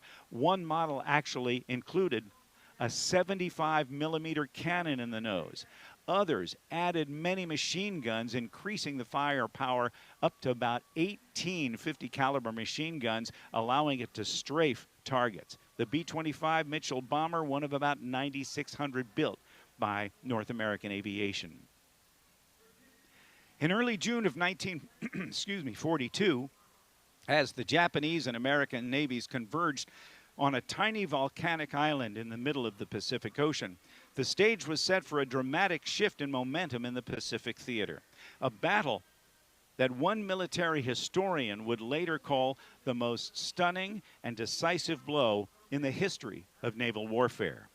Tipped off to Japanese plans by cryptographers who had broken Japanese radio codes, PBY Catalina flying boats were deployed from Midway Island to search hundreds of miles of open ocean for enemy ships. One of the most widely used seaplanes of World War II. More than 3,000 Catalinas were deployed during the war for anti-submarine warfare, search and rescue, convoy escort, cargo transport, and patrol bombing. Although very slow compared to most frontline combat aircraft of World War II, the Catalina had a range of 2,500 miles, which made it ideal for finding the Japanese in the wide expanse of the South Pacific Ocean. And early on the morning of June 3rd of 1942, Ensign John Reed and his crew from the U.S. Navy Patrol Squadron VP-44 located a portion of the Japanese force approximately 600 miles to the southwest of Midway. The crew radioed information back to military leadership, and the large, lumbering two-engine seaplane had provided the U.S. with an early advantage in the coming battle. After trading largely ineffective attacks in the early stages of the Battle of Midway, fighters, dive bombers, and torpedo bombers from 3 different U.S. carriers located and attacked the Japanese at mid-morning on June 4th. But logistical problems and bad luck plagued the Americans as they began their attack, and most of the American bombers were shot out of the sky. In the first 3 hours of the battle, not a single U.S. bomb or torpedo hit a Japanese ship, despite 8 separate attacks by a total of 94 airplanes. Then the tide turned. As the Japanese focused their attention on the torpedo bombers flying just off the surface of the water, SBD Dauntless dive bombers attacked from a higher altitude, fatally damaging 3 of 4 Japanese carriers. An hour later, a second attack by dive bombers destroyed the 4th Japanese carrier, and by day's end, the balance of naval power in the Pacific had shifted permanently. We have with us two aircraft that were among the many different types of U.S. aircraft that participated in the Battle of Midway. The smaller of the two is the Grumman F-4F Wildcat, the most advanced carrier-based fighter at the beginning of World War II. Although less maneuverable and slower than the Mitsubishi Zero, Japan's top fighter, the Wildcat held its own during the early stages of the war in the Pacific and was especially valuable during the Battle of Midway. Also built by Grumman, a small number of TBF Avenger torpedo bombers were present for the battle. Although 5 of 6 were shot down in the early stages of the engagement, the torpedo squadrons were credited with drawing fire of the Japanese, while the dive bombers conducted their attack from higher altitudes. The top Wildcat ace was Major John L. Smith, who shot down 19 Japanese planes. When the U.S. Marines stormed the shores of Guadalcanal in August of 1942, Japanese conquests had reached their peak. This bold, unexpected offensive would prove to be a critical turning point in the war in the Pacific. A small but strategic airfield on the island was the focal point of 6 months of fierce battles on the ground, in the air, and on the sea. By the time the Japanese conceded the island in February of 1943, nearly 25,000 Japanese and 1,600 Americans had been killed, with thousands more dead from malaria and other tropical diseases. Central to the battle was the F-4F Wildcat, designed and built by Grumman, which operated from carriers by the U.S. Navy pilots and from Henderson Field by the Marine Corps pilots throughout the Guadalcanal campaign.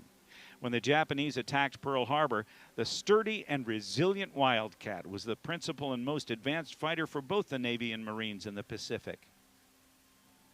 Later in World War II, the Wildcats of the Marine Corps operating from Henderson Field were joined by Bell P-39 Airacobras assigned to the U.S. Army Air Forces. Although the Airacobra had success in other theaters and were a vital part of the so-called Cactus Air Force defending Guadalcanal, like the Wildcat, it was outmatched by the faster and more agile Mitsubishi Zero flown by Japanese carrier-based fighter pilots.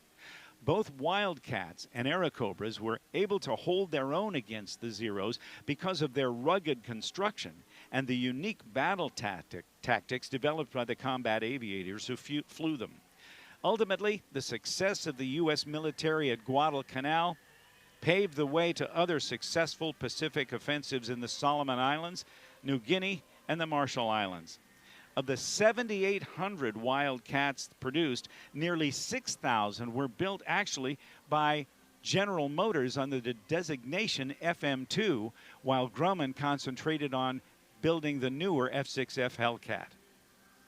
The Battle of the Atlantic was the longest continuous military campaign in World War II, running from 1939 until the defeat of Germany in 1945. As the arsenal of democracy churned out ever-increasing amounts of armament and weapons, German U-boats focused on destroying the ships carrying that cargo from U.S. to the European theater, sinking 3,500 merchant ships, 175 warships during that course of the war. And the Allies focused just as intently on stopping those U-boats from sinking those cargo ships. In the early days of the war, the Germans gained the upper hand and made it very, very difficult for the Allies to stockpile the weapons, munitions, and supplies needed to wage war against the mighty Third Reich. But eventually, Great Britain, Canada, and the U.S. and other allies used surface ships, anti-submarine aircraft, and secret code-breaking programs to protect the merchant ships from making the treacherous transatlantic journey. Britain and the U.S. used a wide variety of aircraft to find and destroy the deadly U-boats, including the 4-engine PBY-4 Privateer, or Privateer. A Navy and Coast Guard operated single-tail derivative of the consolidated B-24. The Privateer was used principally as an anti-submarine aircraft beginning in 1943 until the end of the war. Another important Allied tool in the Battle of the Atlantic was the Fairey Firefly, a single-engine, carrier-based anti-submarine aircraft used by the British to destroy German U-boats. In the early days of the war, the Allies had decided that the British would conduct nighttime bombing raids on German targets, and the Americans would bomb during daylight hours. The mission losses that occurred beyond the range of fighters like the P-47 Thunderbolt were horrific. Without fighter escorts, U.S. bombers in particular suffered unsustainable losses to German fighters. Some estimates put the fatality rate of B-17 and B-24 crews at nearly 50%. That began to change with the introduction of the P-51 Mustang as a long-range fighter. When outfitted with external fuel tanks made of a kind of paper mache, a non-strategic material, the Mustang could fly more than 2,000 miles. 6 Browning 50 caliber machine guns, excellent maneuverability, and aggressive tactics flown by fearless, highly motivated, and highly trained pilots made the P-51 an impressive dogfighter. Some of the young men who flew the Mustang were pilots of the 332nd Fighter Group, the first African-American fighter unit, which provided escort to missions over Italy during 1944 and 1945. Commanded by West Point graduate Colonel Benjamin Davis, the Red Tails, a nickname based on the identification paint on their airplanes, shot down 111 German aircraft. By D-Day, the combined bomber offensive from England and Italy had broken the German Air Force. Without sufficient replacement aircraft, having to ration fuel, and barely able to train replacements for the pilots lost each month, Germany offered less and less resistance to the waves of Allied bombers and fighters flying deeper and deeper into Germany. As we see these Mustangs, and with the red tail on the left, as you see there, I'm reminded that in 1943, Senator and soon-to-be President Harry Truman and his Senate War Investigating Committee said of the P-51 Mustang that it was the most aerodynamic, perfectly pursuit plane in existence. By 1944, the German Air Force was struggling to survive. In a single week that February, the Allies took decisive, strategic steps to ramp up the air war. Operation Argument, better known as Big Week, was a series of large-scale British and U.S. bombing raids on German aviation factories. On several raids, more than 1,000 bombers were sent against targets. Altogether, the Allies dropped over 20 million pounds of ordnance between February 20th and 25th. And the raids were intended to bait German fighters into the air, where nearly 900 P-47 and P-51 fighters engaged them. In less than a week, the German Air Force lost a third of its remaining single-engine fighters and 16% of its pilots. But U.S. forces suffered as well. In more than 3,000 sorties, 247 B-17s were lost, despite the bombers' legendary ability to withstand damage and bring airmen home. That 247 bombers represented 10 times that many in the number of crew members per bomber. Outfitted with up to 13 50 caliber machine guns in 8 different locations on the plane, the B-17 earned its nickname the Flying Fortress, with the ability to fly long distances with a bomb payload of 6,000 pounds. These 4-engine aircraft were the workhorse of America's strategic bombing campaign in Europe. Its crew of 10, flying at altitudes unpressurized, made them wear electric suits to stay warm. They often had frostbite around where their oxygen masks were. But the B-17 pilots and crews fought the fear, the fire, the flak, and the fighters to help win the war. The first Allied soldiers in France on D-Day arrived by parachute. Just after midnight on June 6, 1944, 13,000 paratroopers from the 82nd and 101st Airborne Divisions made the trip in more than 800 C-47 transport aircraft.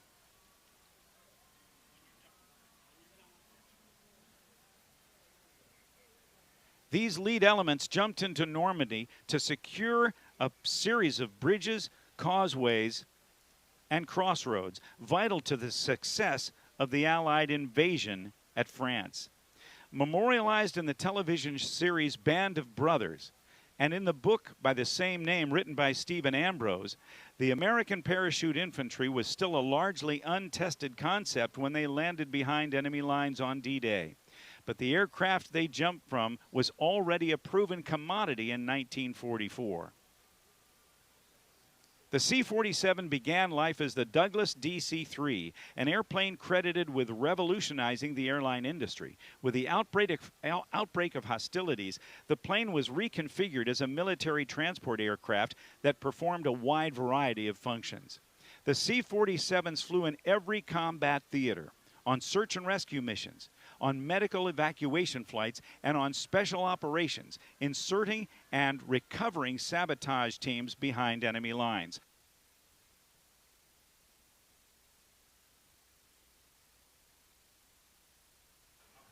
C-47s flew in every combat theater, and they kept China in the war, flying supplies, fuel, weapons, and personnel from muddy airfields in India across the Himalayan range to bases in China. After D-Day, C-47s supported the Allied drive into Germany, including flying critical resupply missions to surrounded U.S. forces during the Battle of the Bulge. After the 1945 Axis defeat, General Dwight Eisenhower credited 4 weapons with winning the war: the bazooka, the Jeep, the atomic bomb, and, as we see it there, the C-47. Beginning in early 1942, the British introduced a new aircraft to help change the nature of the air war in Europe, the fastest operational aircraft in the world for most of World War II. With a top speed of 365 miles per hour, the twin-engine de Havilland Mosquito fighter bomber was used in many capacities: night fighter, photo reconnaissance, night bomber, pathfinder, target marking, and more. Made largely of wood and nicknamed the Wooden Wonder, the Mosquito's ability to deliver ordnance precisely from low altitude and high speed made it a unique and flexible tool for Great Britain and her allies. They were used in a daring and successful attack on a strategic mine in southern Norway in March of 1943. Because of their high speed and low-level capabilities, Mosquitoes were sometimes used for close air support for ground troops and to skip bombs into critical railway tunnels. On one occasion, Mosquitoes were used to breach the walls of a German prison to allow members of the French underground to escape.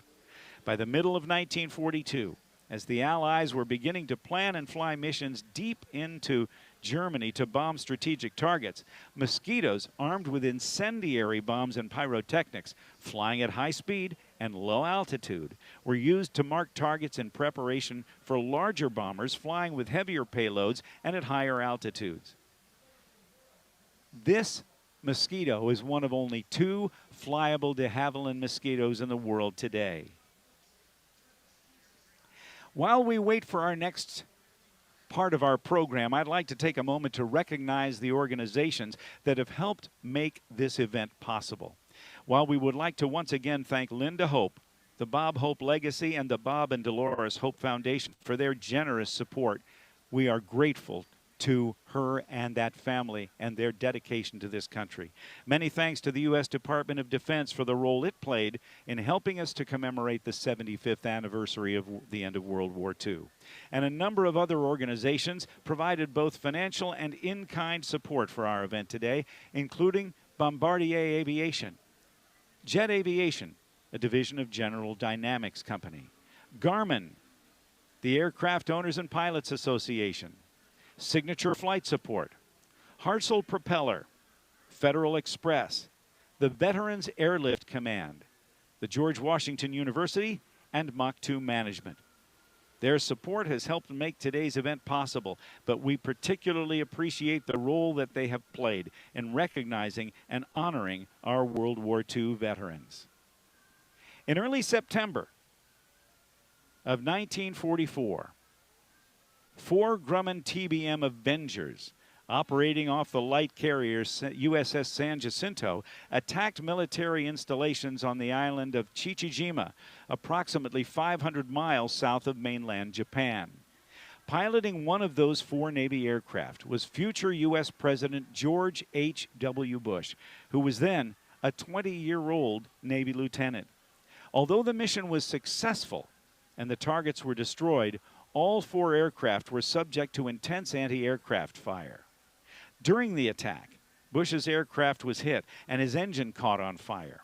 He flew several miles from the island and ordered his crew of 2 others to put on their parachutes and prepare to bail out. However, both were killed, and the other 3 aircraft were shot down with no survivors. After floating in his inflatable raft for 4 hours, as several Navy fighters circled above to provide overhead protection, he was rescued by the USS Finback, a rescue submarine. Even by the standards of World War II, naval aviation was a dangerous undertaking. Less than 2 months before he was shot down, President Bush and his 2 crewmen survived a forced water landing during the Battle of the Philippine Sea. And by the end of 1944, Bush had flown 58 combat missions and received the Distinguished Flying Cross. The Avenger was a torpedo bomber made by both Grumman, its designing company, and General Motors. Nearly 10,000 were manufactured, and they served the U.S. Navy, the Royal Canadian Navy, and the Royal New Zealand Air Force. The Battle of the Bulge was Germany's last major offensive campaign of World War II. It began in mid-December of 1944 as a surprise attack on American forces in the Ardennes area of Belgium. Before it was over, the battle would involve more than 500,000 Germans, 600,000 American, and 50,000 British troops.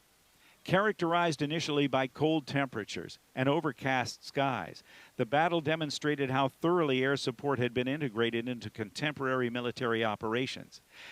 The Allies' inability to dominate the skies over the battlefield prolonged the German offensive, and conversely, improving weather conditions and the return of air support helped the Allies achieve victory in the battle.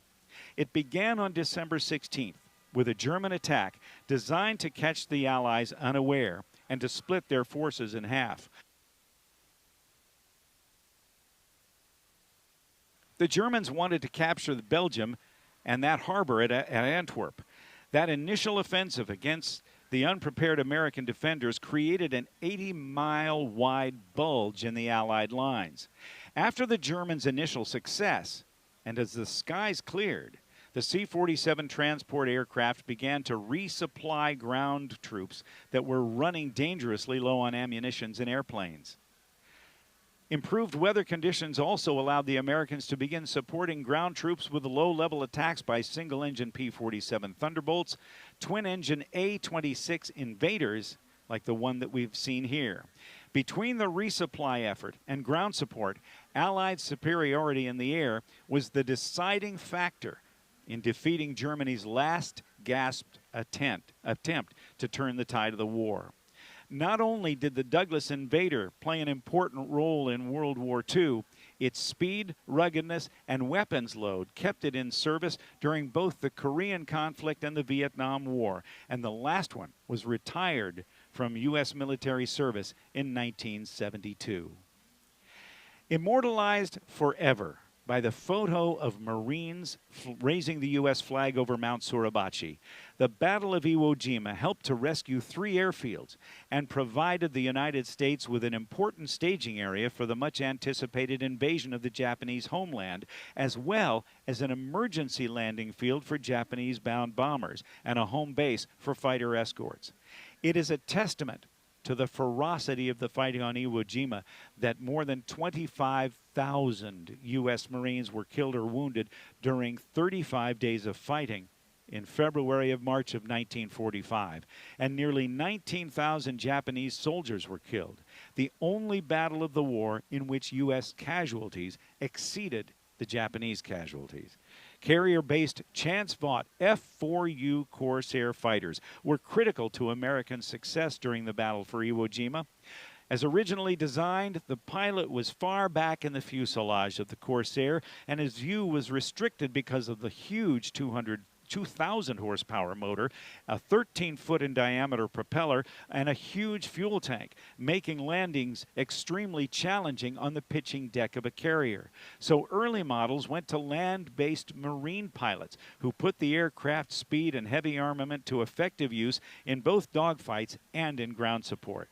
Eventually, Corsair pilots shot down 11 Japanese aircraft for every Corsair lost. And by the beginning of 1945, the Marine Corps pilots were flying low-level missions with bombs, rockets, and napalm in support of their fellow Marines on the beaches and in the jungles of small islands throughout the South Pacific, including Iwo Jima. The Japanese called this airplane Whistling Death. From its first flight in 1940 till its last Corsair rolling off the production line and being delivered to the French Air Force in early 1953, the Corsair holds the record for the longest production run of any single-engine, piston-driven fighter. The Corsair was the first U.S. fighter to achieve flight faster than 400 miles per hour in level flight. Transporting men, weapons, and ammunition and supplies was a critical step in ensuring that the products of our arsenal of democracy reached the people who needed them most. And nowhere was that challenge more difficult than in the China, Burma, India theater. Nicknamed the Hump because pilots had to fly over the Himalaya mountain range, the India to China supply route was longer than any other in the war and was operated for 3.5 years, from the spring of 1942 until the fall of 1945. One of the lesser-known military efforts during World War II, the India to China resupply operations was conducted with repurposed civilian DC-3s from American Airlines, the same airframe as its military brother, the C-47 Dakota. Flying in the Flyover, as we have seen it, is the DC-3, the mostly white U.S. Air Force paint scheme as we hope to see it in just a moment. Although DC-3s and C-47s did most of the heavy lifting in the early days of the war, the Allies were flying a wider variety of aircraft over the Hump by the end of the hostilities in 1945, including the C-46 Commando, the C-87 Liberator Express, and the C-54 Skymaster. During its 3.5 years of operation, this massive airlift effort delivered 650,000 tons of equipment, ammunition, and supplies to the Allied forces fighting the Japanese in China. Over 42 months, the aerial resupply effort from India to China lost nearly 600 aircraft and 1,700 pilots and crew members, a casualty rate that exceeded those of many combat units. The event that we're watching has been 2 full years in the making, and it represents a remarkable collaboration of government agencies with nonprofit organizations and the owners and operators of the aircraft that you're seeing here today.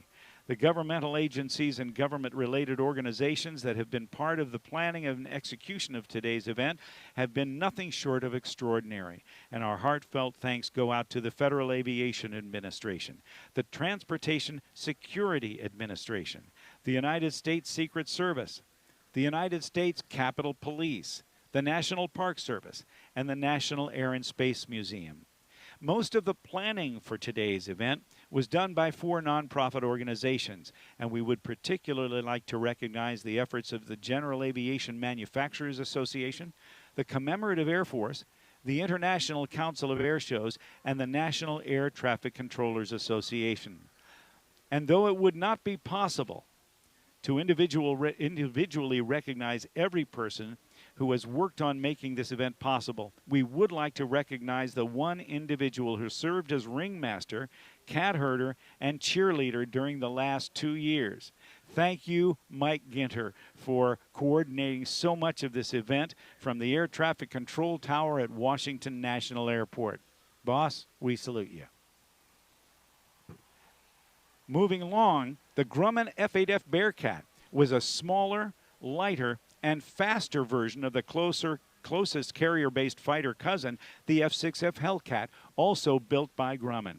Designed using the lessons learned in combat during the first 3 years of the war in the Pacific, the Bearcat had a better climb rate than any other Navy fighter, an important advantage in a dogfight. Comparatively small and very powerful, the F-8F is often praised as one of the best handling piston engine fighters ever built. Manufactured by both Grumman and General Motors, Bearcats were deployed in the spring of 1944 but did not see combat service before the end of the war in the late summer of 1945. Although it was never used in battle during World War II, the design of the F-8F represents much of the accumulated knowledge about aerial warfare and aircraft manufacturing generated during World War II. The aircraft's speed, weight, armament, climb rate, range, and maneuverability reflect the lessons learned by naval aviators flying in the intense environment of combat aviation during the earliest days of World War II. Following the war, the Bearcat served as a single-engine carrier-based Navy and Marine Corps fighter for several years, and the Bearcat was also used by the U.S. Navy Blue Angels Flight Demonstration Squadron from 1946 until 1949. Of the 1,200 Bearcats manufactured, the last operational F-8F was retired from the South Vietnam Air Force, in 1963. The Boeing B-29 Superfortress carried a bomb load of 10,000 pounds on its 2,000-mile round-trip mission to Japan. At an altitude of 30,000 feet, it was able to fly above most of Japan's home island defenses. Instead of conventional gun turrets, the B-29's defensive weapons were linked through a remote control system that was a marvel in the 1940s. By the time B-29s entered the war, an earlier generation of heavy bombers had leveled much of Germany, so the Superfortresses were deployed to China and later to Tinian in the Marianas Islands. The move to the islands put the aircraft within 1,500 miles of Tokyo, well within the bomber's range. With their large numbers and vast payloads, it wasn't long before B-29s had destroyed nearly every military target in Japan.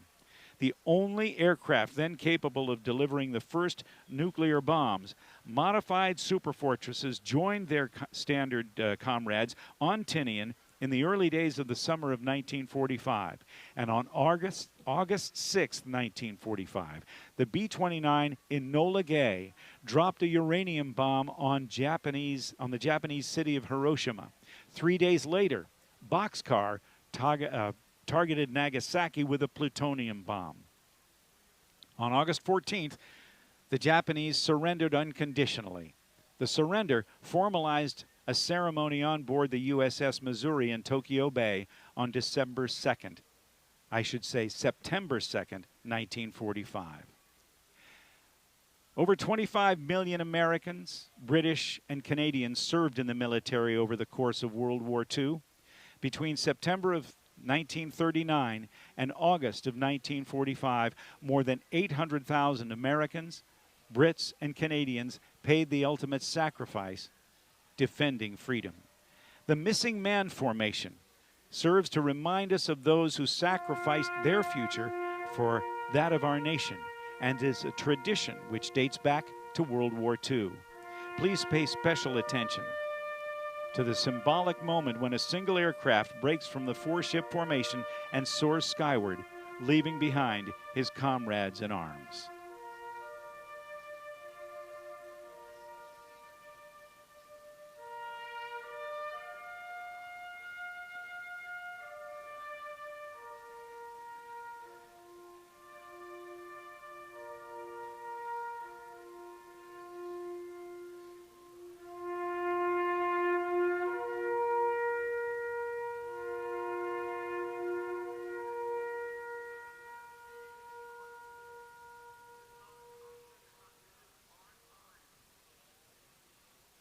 Ladies and gentlemen, 75 years ago, this month, the world rejoiced. Following the end of the war in Europe just 4 months earlier, at 9 a.m. on the morning of Sunday, September 2nd, 1945, military and civilian representatives from the Empire of Japan gathered on the fantail of the USS Missouri, anchored in Tokyo Bay, to sign the instrument of surrender, officially ending the largest, most expensive, and most destructive war in human history. Every contributor to the arsenal of democracy had done their part, from the servicemen fighting for their countries to the factory workers and businesses providing those servicemen with the weapons of war that were so vital to their success, to the families who went without so that the boys overseas could have all that they needed. From the shipyards in Belfast and Northern Ireland to the airplane manufacturing factories in Wichita, Kansas, victory was a collaborative effort, a triumph of both military personnel and civilians would be proud of. And 3/4 of a century later, we are no less proud. We would like to thank once again, thank Linda Hope and the Bob Hope Legacy and the Bob and Dolores Hope Foundation for all that they have done to make this tribute possible. And for all those who played an important role in the Allied victory in World War II, whether you were military or civilian, thank you for your service. And for everybody else, we hope you've enjoyed this commemoration of the 75th anniversary of the end of World War II. And as we close, I would like to ask you to stick around as we have a very, very special presentation and an interview of one of the last surviving Tuskegee Airmen, Brigadier General Charles McGee, who just last night was interviewed for members of the Smithsonian Air and Space Museum. Until next time, we thank you. Again, thank you for joining us today. I'm Rob Ryder. So long.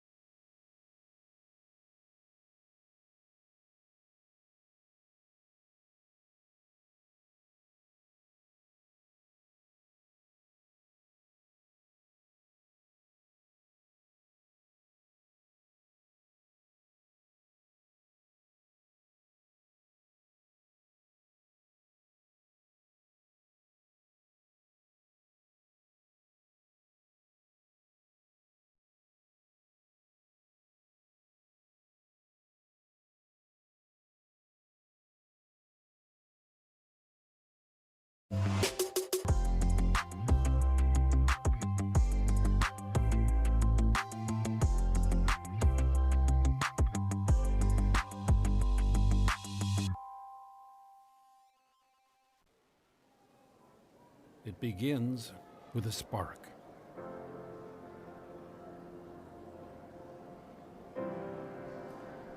Hey, Jackie, wait for me. The passion for air and space.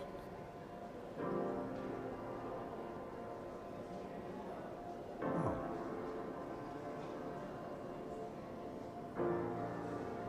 Why don't you take it? You look better on you anyway.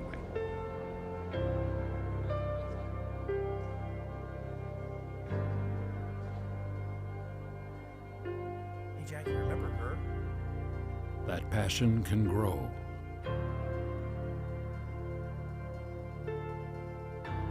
Lighting the way forward for a lifetime.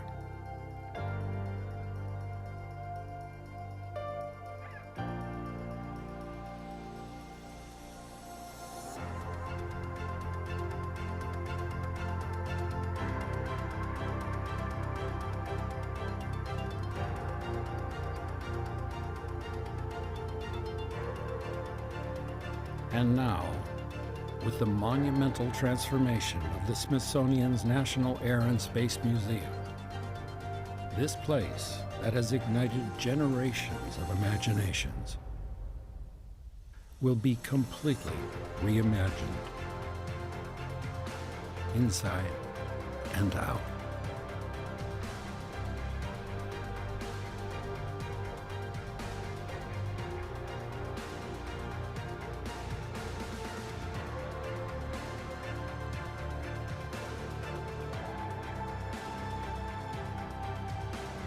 Also, this museum can be even more of what it's always been, a place that gives life to a remarkable past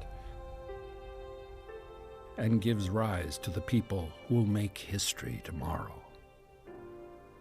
Join us in the mission to transform the National Air and Space Museum. Together, we'll ignite tomorrow.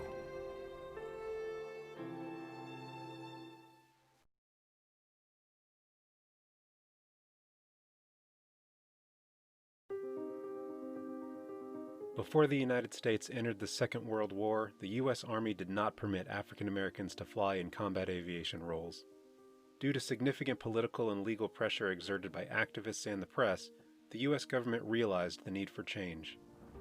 Despite the Army's resistance, by 1941, the Roosevelt administration and Congress had compelled the military to allow African American combat pilots, eventually known as the Tuskegee Airmen, to fly in racially segregated units.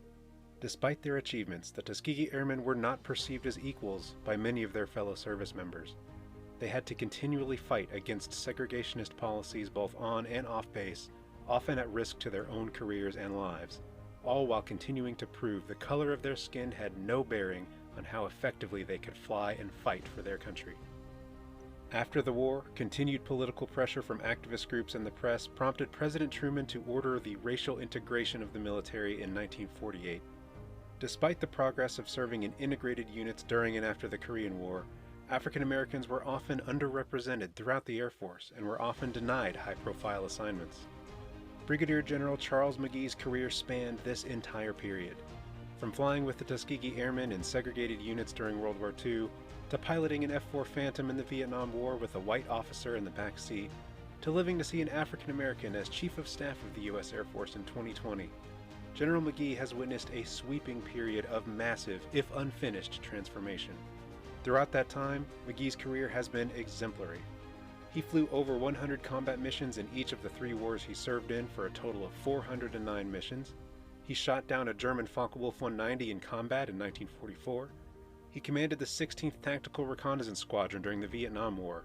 And McGee is highly decorated, earning the Legion of Merit twice and the Distinguished Flying Cross 3 times. In conversation with General McGee this evening is the 14th Secretary of the Smithsonian Institution, Lonnie Bunch. Bunch started his Smithsonian career at the National Air and Space Museum in 1978 and later became the founding director of the Smithsonian's National Museum of African American History and Culture. A widely published author, Bunch has written on topics ranging from the Black military experience, the American presidency, and all Black towns in the American West. We are honored to have Brigadier General McGee and Secretary Bunch as the distinguished guests of the 2020 National Air and Space Society's Flight Jacket Night. Moderating tonight's discussion, please welcome the John and Adrian Mars Director of the National Air and Space Museum, Dr. Ellen Stofan.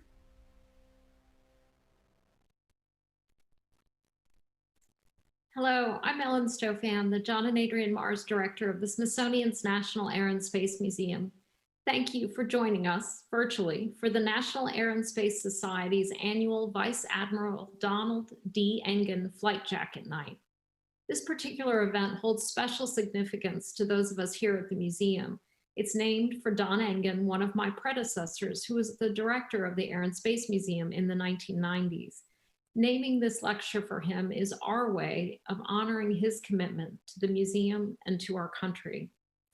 Flight Jacket Night is one of the many ways we show our appreciation for our supporters in the National Air and Space Society and beyond, who help us to achieve our goal of inspiring the next generation of innovators and explorers. Your support is so valued. In the more than 20 years since we founded NAS, our members have contributed $21 million to support our mission. And with our transformation of our location in Washington, D.C. underway, That support has never been more important. Thank you also to our friends who've joined us from across the Smithsonian for this event, including members of the Friends of the Smithsonian, the Castle Circle, the James Smithson Society, the Air and Space Legacy Society, the National Museum of African American History and Cultures Membership Society, and the National Museum of the American Indian Membership Society. Welcome to all of you. Get ready to learn what makes the stories we tell here at Air and Space so special. I'm very excited to moderate this conversation tonight. We have two incredible speakers here to share their stories. Thank you to Lonnie Bunch, the Secretary of the Smithsonian, for joining us for this conversation and lending his perspective on the incredible career of tonight's featured speaker. Brigadier General Charles McGee is an inspiration. It is as simple as that. He is a true hero. And did you know that he took a special flight to celebrate his 100th birthday and actually piloted the plane? General McGee has been such a great friend to the National Air and Space Museum for years. From book signings to talks at our family days, he has always been enthusiastic about connecting with our visitors and sharing his experiences as a Tuskegee Airman with others. And we are incredibly grateful that he is here with us tonight to do just that. Before I get started with my questions, a reminder that there will be an audience Q&A later on in the program. So as you listen to General McGee and Secretary Bunch's stories, think of what else you might want to ask. And I'm going to start with a question for General McGee. Going way back to the beginning, what inspired and encouraged you to pursue a career in aviation as your World War II service? Why did you want to fly? Well, my actual looking back at what took place, the best I can say is I was avoiding the draft. I learned to handle a rifle in ROTC, and Pershing rifles was very pleasant. But had my draft, it's because I was in school, my draft board wasn't pulling my number. Had they pulled my number, I'm pretty sure at that time it would have been with that rifle on the ground in the mud. It turns out that because of Army policy, that they couldn't use a black pilot because they had no black mechanics. The very first of the now called Tuskegee Airmen were mechanics trained at the technical school, Chanute Field, Rantoul, Illinois. That's how I heard about it. I think probably my ROTC instructor said, well, mechanics are all right and needed, but how about the pilot? I passed the pilot exams, and all I can say is after my first flight down at Tuskegee, Alabama, in a PT-17, I was hooked. That's amazing. You entered service in the US and then fought in Europe. As an African-American, what was it like being in the Army, an Army Air Force officer in a segregated America? And then what was it like in occupied Italy? Well, fortunately, we had good training and good leadership. And our goal while we were in Italy was the mission. We weren't concerned. Even though segregation went overseas, we were, as I say, well-trained and well-equipped and had the leadership. And Ben Davis Jr., they let us raise second and first lieutenants, as I say, who were anxious to maybe go happy hunting and get a couple of kills so you could maybe become an ace. Our job was to help save American lives, and that we did. So that was what was the focus. It's interesting that when you look at that picture, a lot of Germans were fighting. They were not necessarily fighting for Nazism. Many of them were fighting for country, but that's the happenstance of war and the circumstances. So what kinds of missions did you fly, and what aircraft were you flying? Well, it's interesting. And when we look at the Tuskegee experience, there are several phases. And of course, the first is that of the first squadron, the 99th Pursuit Squadron. All of us trained in the P-40, but they're the only ones that flew the P-40 in combat. They went into North Africa, Sicily, and into Italy. It turns out that their first, as I say, the segregation, they went overseas, they weren't wanted and weren't liked. And 33rd Fighter Group commanders, his recommendation is that they be sent to patrol Liberia. Well, how's your map studies from history? Where was Liberia? Where were the Germans? I think you get the idea. But it turns out that when the 332nd Fighter Group combat ready in the P-40, and they say, oh, you are going to do some patrol work. You're going to fly the P-39 Bel Air Cobra. So we switched, still left the States on time in 43, landing in Italy in 44. At the same time, the 99th was moving from Sicily into Italy to the 75th Fighter Group. 332nd Fighter Group arrived. 99th was still flying their P-40 in interdiction and ground support. 332nd Fighter Group was flying P-39 Bel Air Cobra, patrolling Naples Harbor waterways to the Anzio beachhead at the time. But that didn't last very long because the 332nd Fighter Group was one of 4 groups picked to begin the escort work, the need to save American lives. You know, they thought we had enough guns on our B-17s and B-24s to protect them from the German Air Force. That wasn't the case. And of course, bomber completely destroyed, 10 American lives lost. 332nd Fighter Group, we gave the P-39 to the Russians and because it wasn't an interceptor, and picked up P-47 Thunderbolts. Only had the Thunderbolt 2 or 3 months, ended up P-51 Mustang, July of 44, wonderful aircraft. You know, we built the P-51 for the British. They put the Rolls-Royce Merlin engine and we said, perfect. And we put it to use. Wonderful aircraft of the day and time. So many, many more missions than P-51. I even have a pair of shoes commemorating your P-51 kitten from World War II. I've got them up there. I didn't put them on. So. What was your time like at Tuskegee? And you talk a little bit about what was it like to be at Tuskegee training before you went over? Well, it's interesting because the South wasn't a welcome place. Tuskegee, town of Tuskegee wasn't welcome. Fortunately for Tuskegee, then the Institute, now Tuskegee University, that was really our home. And the airfield that was built about 7 miles northwest of Tuskegee. So the sheriff of Tuskegee wasn't a friend, and we stayed out of town. And fortunately, I say they didn't change the training standards. Southeast Training Command treated us well, and those segregated. The focus was what was the mission, and not on the segregation. Fortunately for those of us who had not grown up in the South, we had members in the Tuskegee program who were born, raised, and lived in the South, and they let us know where not to go buy gas or what parts of town to avoid. So it all worked out well because the focus was on the mission, not the circumstances. Yeah.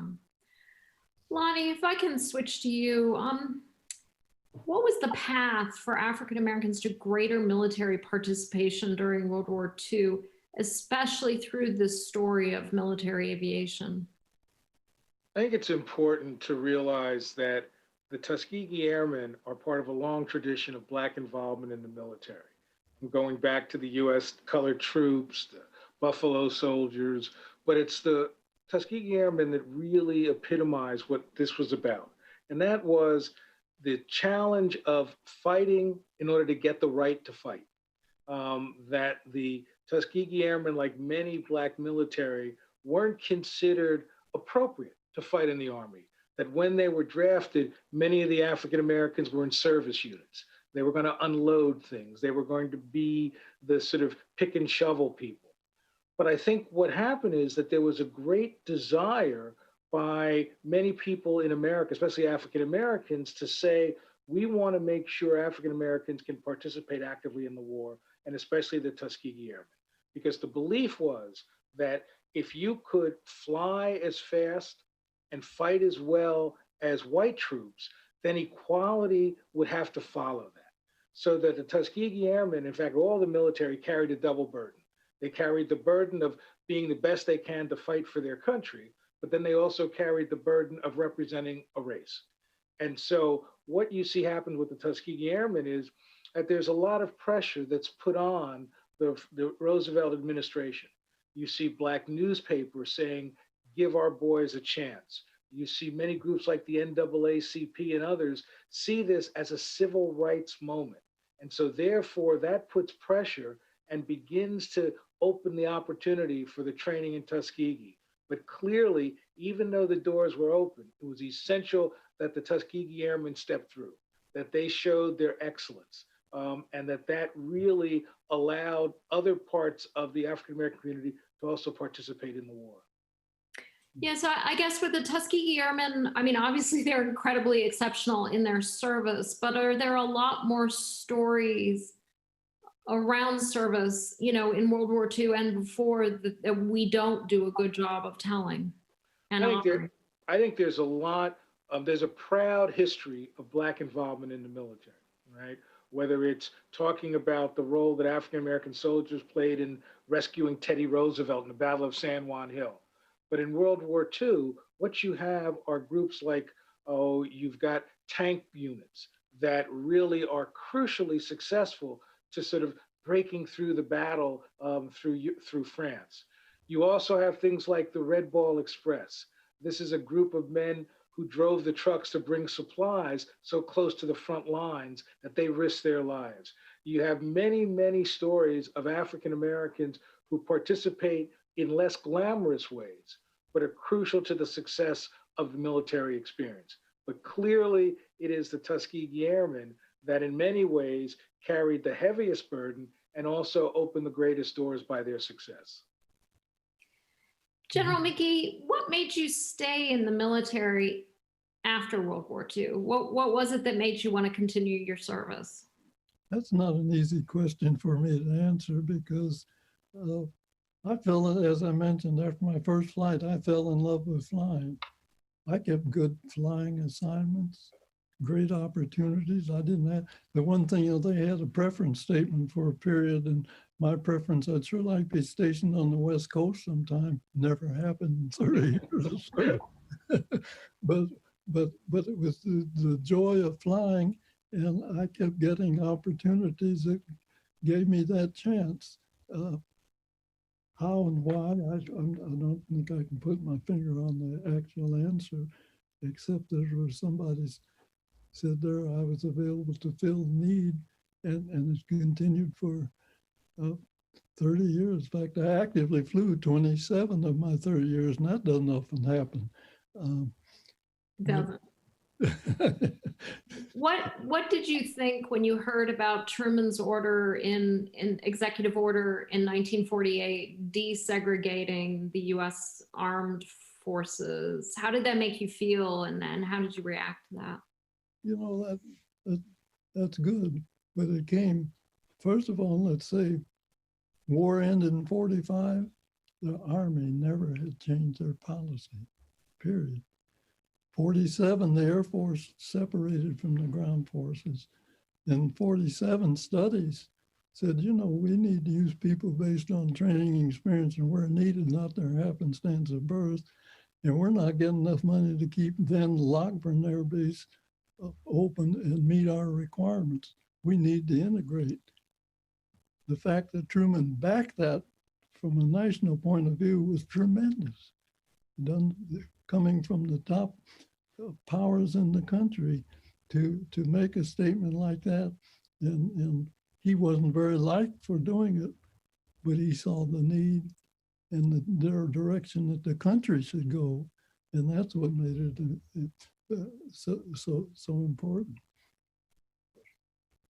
So, and for the audience who aren't totally appreciating this, because we're just getting started here, General McGee's career has covered 3 wars, 409 combat missions, over 6,000 flying hours, over 1,100 combat flying hours. So we have a lot to talk about here. So as the Korean War began, what was different from your experience in World War II, and what was the same?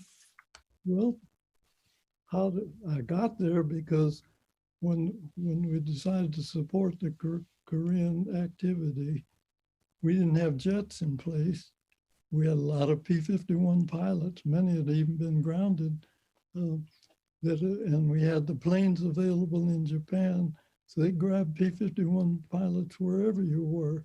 And I had just gotten into the Philippines, immediately moved from base operations to 44th Fighter Bomber Squadron, and Zappo were in Japan picking up P-51. In fact, my last flight in Europe was in November of 44. January, and what was it? Not January, but August 1950, I'm going down the runway in Japan in a P-51. Had no checkout again, just love of flying. and unfortunately, the training and ability that we've been given. And as I say again, and as I pass on to young people now, for whatever reason, I just love flying. To be able to get in the air and loop, roll, and spin, come back, put your feet on the ground. What's better? Wonderful experience. And then the other thing that I like to pass on, have the opportunity to, back when it was cheap, it didn't cost so much to fly. And if a plane was in commission and you wanted to get some nighttime, you could go on and do it. Pretty expensive to try to do today. But taking off at sunset and climbing up to 45,000 feet, see the sunset again, see the stars come up overhead, to just, tremendous. And it makes me realize, we human beings are one small aspect in a mighty grand universe. That we are. Yes. Lonnie, can you talk about the African Americans that remained in service after World War II and the types of roles they filled in, this whole integration of the military? How successful was it? Well, it is important to realize that part of the success of integration was because of the Tuskegee Airmen, because of their success. But integration also occurred really out of both a moral need from Truman's point of view, but also a political need. That you have African Americans moving from the South into the cities, changing the political calculus. So suddenly there were democratic cities that had more African Americans, and that was also part of the calculus of how do we make sure we can keep political power. But I think what's really amazing to me about the Tuskegee Airmen is that the leadership of this really spreads out throughout the country. You've got people like, B.L. Davis Jr., who stays in as the general, General Chappie James, who becomes one of the highest ranking officers in the military.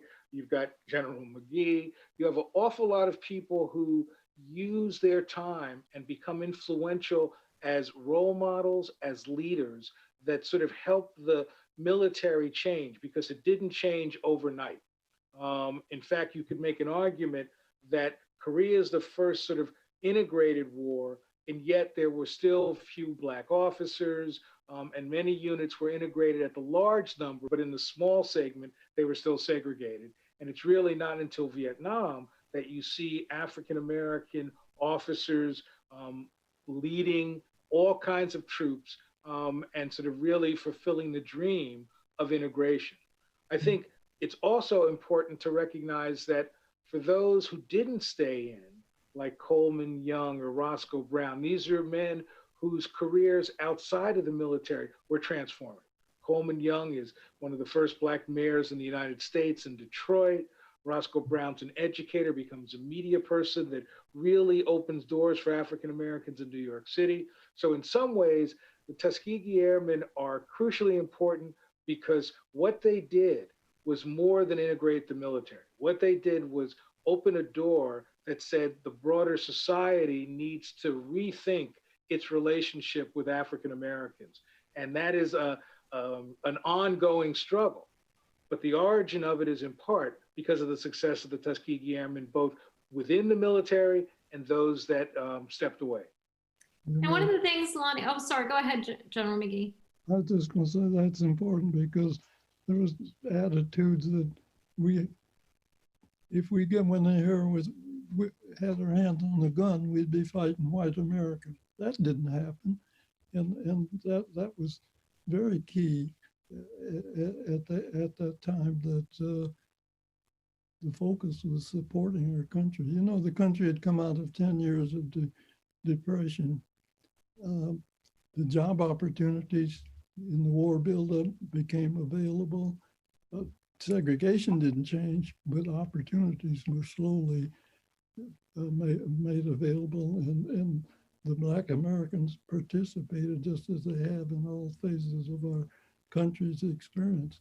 But that carried forward and allowed what took civil rights movement in the 60s, again, to change. Progress is not overnight. Things happen slowly, and there's still work to do from that point of view. But I think, fortunately, we had those who didn't change segregation, but believed in the opportunity. And I think that's what the Tuskegee Airmen experience has passed on for all of the young folks for our country's future, believing in the opportunity, not listening to somebody tell you can't do something, right. Being willing to step forward and show that you can. And that so much of what happens during the civil rights movement is often led by military men, African Americans who've come out, Medgar Evers and others who basically tasted some freedom in the military, recognized their own skills as leaders, and brought that back to say that it's time for America to change. And so, in essence, what the Tuskegee Airmen does, what the military experience does, it's a ripple of transformation that opens more opportunities for people who had nothing to do with the military. And in essence, America becomes a profoundly different place because of the success of people like the Tuskegee Airmen. One of the things our curator, Mike Hankins, recently wrote about the experiences at Freeman Fields and the history of activism. And I was obviously we're in a time where there's a lot of activism happening right now, and I was really impressed to read about the activism that the Tuskegee Airmen took part in to push their case, make sure they could participate, be given that opportunity. And Lonnie, I don't know if you want to talk about that a little bit. Well, I think what's important is you've got the Tuskegee Airmen, candidly, are very special. They were better educated than many other people in the military. They were officers. Many were college educated. So they were expectations. And even though they understood that America was a segregated land, I wasn't sure they're going to accept that. And one of the best examples is the Freeman Field Mutiny. That's called the Mutiny, which is where basically Tuskegee Airmen officers realized that they were being told to go to only a segregated officers club. And so many of the Tuskegee Airmen said that's not acceptable. They went in, they were arrested, they were sort of court-martialed. And what was so powerful, though, is that really tens of almost 100 people signed on, a former Tuskegee Airmen signed on to say, we're going to support these people who are doing this. So they risked their careers because they knew that was wrong. And what I think is 30 years earlier, that kind of action wouldn't have happened, and it wouldn't have happened successfully. Then as a result of that, the Army has to rethink things. The NAACP is involved, the military is involved, and says, this is not right. And they basically didn't punish many of the men who were involved in this. 3 were court-martialed and 2 were acquitted. So in many ways, these men risked everything to demand for fairness. So they fought for freedom in the air, and they fought for freedom on the ground. I want to make sure we get to Vietnam before we go to audience questions. So, General McGee, what was it like commanding the 16th Tactical Reconnaissance Squadron in Vietnam? Well, it was a wonderful opportunity for me because, as I say, still enjoying flying. And having a mission that was so important, that was tactical intelligence gathering. We carried no weapons. Speed was our defense, day-night operation, and to command the unit doing such an important mission again. I was thrilled because I was flying, still flying. but fortunately, performing a task that was so much needed and important to our activity in the Vietnam experience. It started, they needed the action, so they established 2 new tactical intelligence squadrons, 12th and 16th. We all went to school together, got into the RF-4 airplane together. I took the 6th Squadron to Thailand and to Vietnam, and the other lieutenant colonel who went through training took the 12th Squadron to. Well, I was in Vietnam, he was in Thailand. I get it straight. But that's how that came about. But again, an important mission for a country, opportunity for the training successful, another step along the way that you might say helped open doors. But I mean, you worked incessantly. You were flying missions every 2 to 3 days in addition to commanding the squadron. Why was there such a high level of activity? Well, certainly there was a question and a lot of questions, and being there in Vietnam, we didn't look at what was going on in Washington and the higher levels, but they're carrying out missions that were required to support our presence there in Vietnam. So it's the nature of military service, if you will. Lonnie, how does the experience of African-American airmen really change over this long time period and then beyond Vietnam? I think what's crucial to understand is that the involvement of African-Americans in the military, especially in the Air Force, what you see is for the first time, there are many people who are not African-American who see the African-American creativity, to see African-American leadership. It's also the first time that there are many people, remember, this is an America that's rigidly segregated, even if it's not the law in some parts of the country. So the military is really the first time that you see many Black and white people coming together. So there's a kind of educational part that comes through this. But then also the military has always been, for African Americans, not just a job, it provided a career when many places didn't provide careers. And so as you see that there's been great change, you see the fact that there are more African American officers. But yet, when you look at the number of generals, the numbers are still very small. Even recent studies talk about that when it comes to discipline, court martials and the like, African Americans are treated disproportionately than others. So that in essence, the military isn't perfect, but what it's done is it really has led to a dramatic change in the United States. And so I would always argue, as the military goes, so goes America, because it means that you see people who are then given the chance to lead based on their skill, not based on color. You begin to see a military where people now begin to understand what happens when you come together rather than when you're divided. So it's not perfect on any level. There's still the great tensions that were there in Vietnam and beyond over race. But I think in some ways, it was really one of the few places where people crossed the racial lines to come together. And for you, Lonnie, as a historian, how does General McGee's story fit into this larger overall story of African Americans in U.S. history? In some ways, It's about demonstrating that you can do the job in a way that opens the doors for you and for others. And the fact that General McGee was in 3 wars in the military, so long as you outlined what he did, what that did was a model. It helped people believe that change was possible. And within the context of this, there's no doubt that America is a fundamentally different country because of the actions of people like General McGee. General McGee, after such a long, distinguished military career, how did that long military service and experience shape your point of view and the rest of your life?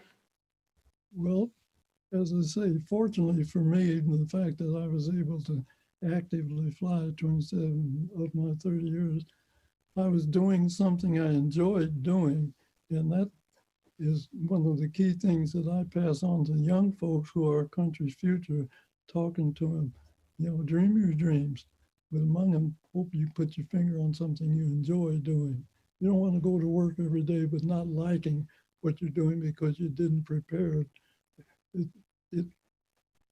It's a focus that makes it a pleasure to be able to pass on and mentor the youth of today who are country's future. And we need more of that. There are too many youngsters out there not being mentored. And of course, you got to be careful this day how you approach other people, but it's key. Too many youngsters are still out there not being mentored and guided in the right direction. So we can't, you know, if you give up hope, you're lost. So never give up hope. No, absolutely never. And one thing I've really been amazed by is how the Tuskegee Airmen have spent so much of time post-service sharing your story. Can you talk about how the Tuskegee Airmen have really dedicated themselves to inspiring the next generation? Well, yes, the National Organization of Tuskegee Airmen, they formed in 1972, but with just 2 purposes: preserve the history that and what it's meant for our country of the Tuskegee experience, and secondly, motivate our youth in aviation space career opportunities, period. Now, some folks add other, you know, you come up and certainly the expansion of education and the programs that they have are all important. But Tuskegee Airmen today are some 50-some chapters around the country, still with that focus: preserve the history, pass it on, but train some youth, giving them the opportunity, mentor the youth in aviation space career opportunities. So it's been a win-win, I might say, one that there's enough in the history to be preserved and passed on.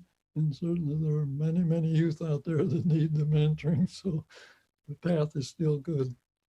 Well, I can tell you, having been in the museum, General McGee, when children have come in and they talk to you, the looks on their faces when they're realizing they're encountering a true American hero has been inspiring to me. Watching you inspire them has been inspiring to me. Lonnie, before we go to questions, I wanted to ask you, in the National Museum of African American History and Culture, the Spirit of Tuskegee, which is a Stearman PT-13D used to train Tuskegee Airmen, it hangs in the museum. And I was wondering if you could tell us a little bit about that aircraft and how it came to the National Museum of African American History and Culture. When we were creating the museum, I knew the story of the Tuskegee Airmen was crucially important.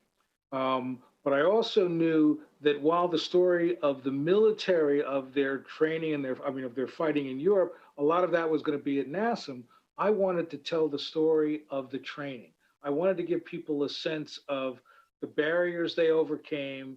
And I thought, how do we do this? And then happenstance, we were talking to a young Air Force pilot who had basically purchased a crashed airplane.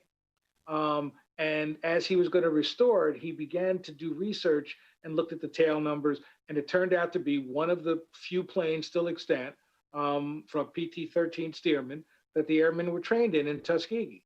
And so He was so excited to learn that story, he began to fly the plane around and meet with other Tuskegee Airmen around the country. And I was like, we need to stop flying and make sure we bring that plane to the Smithsonian.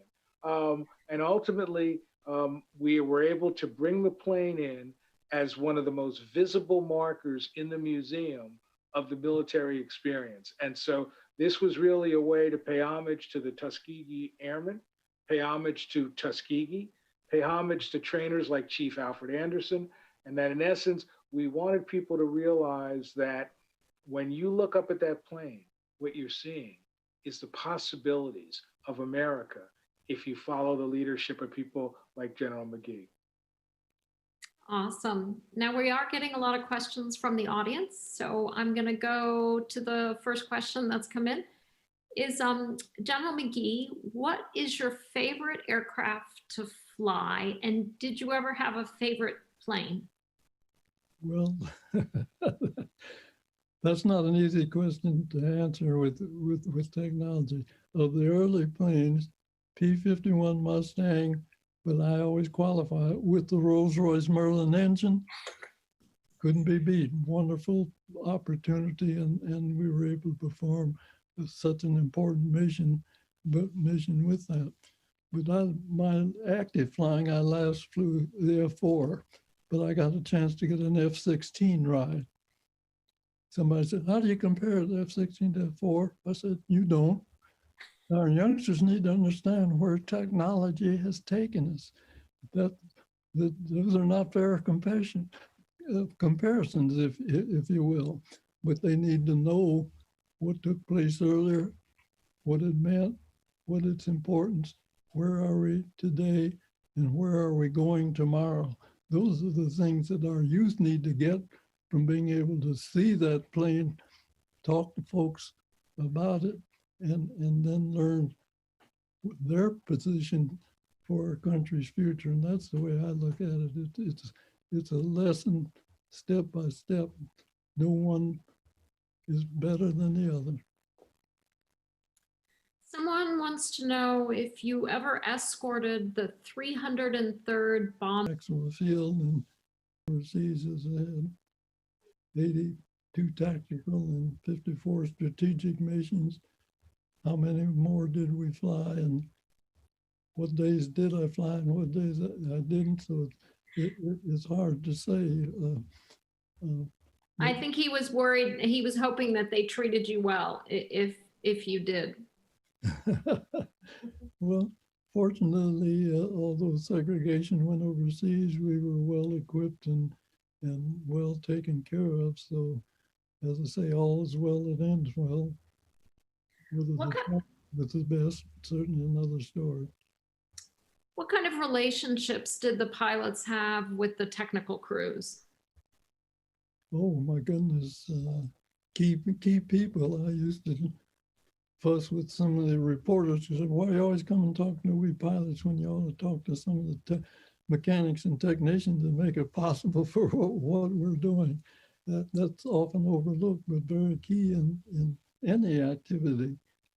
The folks that make the equipment and prepare it, those who use it and accomplish the mission, very important relationships, and certainly important to, I'm not sure in my very first few years I realized that, but a point in time came to be very important, and it changes your attitude and relationships for sure with those that you work with. Someone wants to know, and this is an interesting question, was there ever a time where you felt just really discouraged, you felt like giving up, and why? And I'm going to add to that, why did you keep going? What made you keep going? Well, I never had a point of discouragement and wanted to change. And as I say, because I love flying, it ended up, I kept getting military assignments and rewarding opportunities. And so I just never looked for something else. Took what came, and it was tremendous opportunity and experience to enjoy what I was doing, enjoy the assignments that I got, and all of them weren't what I might have asked for. In fact, I think back when we had the preference statement, I said, sure like to be stationed on the West Coast. Never happened in my 30-year career. General McGee, and this is a question again that, well, this one I think Lonnie and I are going to be very interested in the answer in. To what do you attribute your longevity? You at 100 years old, you're sharper than most people I know who are much younger than you. So what's your secret, and can you let the rest of us know? Well, I don't have a secret. All I can say is life has been a blessing when it comes. But that's not an easy one to answer. But things I learned along the way that may attribute to some of it. When I was little, you know, you learn to treat other people like you want to be treated. And what's that old saying that sticks and stones will break my bones, but words won't hurt me any. You didn't let people calling you names or so on determine what you wanted to do. Had the years fortunate to be a Boy Scout. And I say now, if everybody lived by the Scout Oath and the 12 Scout Laws, we'd have a different country for sure. But you know, on my honor, I'll do my best to do my duty to God, country, help other people, keep myself physically strong, mentally awake, and morally straight.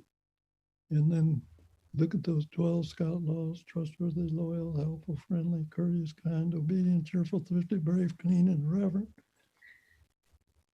Got something to replace that? I don't think so. Oh. Gee, I was a Boy Scout. I don't remember all that. My goodness.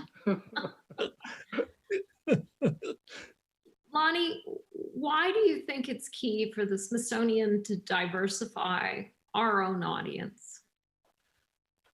Part of it is the wonders of the Smithsonian, that the Smithsonian gives you a way to understand who we are as a nation, understand the opportunities of research and exploration and science. So part of it is you want to make sure that you're sharing that with the broadest possible audience.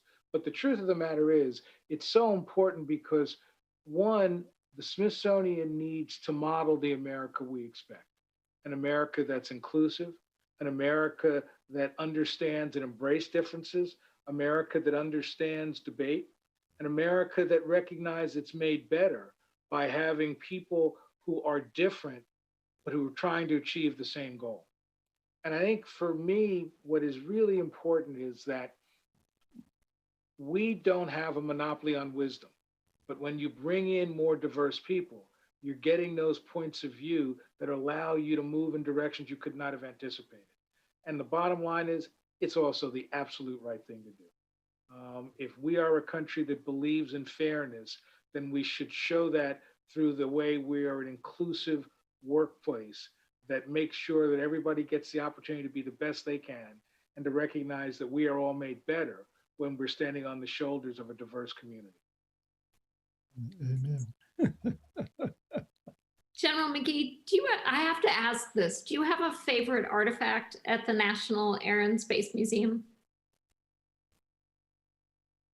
Well, yes, to be able to stand below a couple of the airplanes you've got hanging there, and whether you start with the Wright brothers or go into some of the war birds, it's a wonderful feeling to be able to realize that they're above your head, or something you can touch has meant so much to the growth of America in that sense, in the military sense, but in the broader aviation sense. And again, these things speak to opportunity. They speak to understanding of where America's been and come from. And there's just so many things like that it's wonderful. Keep expanding. Don't let them go away, because it's so important to the youth that are coming along. And as I say, they are country's future, and so we need to assure that they get the opportunities to visit the museums, understand the why and the wherefore. We have a question asking if your experiences have ever been published in a book form or made into a documentary. I'm not aware of a documentary, but yes, my oldest daughter, a few years back, wrote my biography, and the name of the book is Tuskegee Airmen Biography of then Colonel Charles McGee. It's in its 5th edition, and it's well, nobody said that's not a book to read. They're still asking for it and wish to pass it on. So fortunately it was done, and hopefully it provides an opportunity for those to read to understand a little more of the circumstance, the history, and again, to pass on information to our young folks. I think it's going to need a 6th edition. A question for both of you from our audience.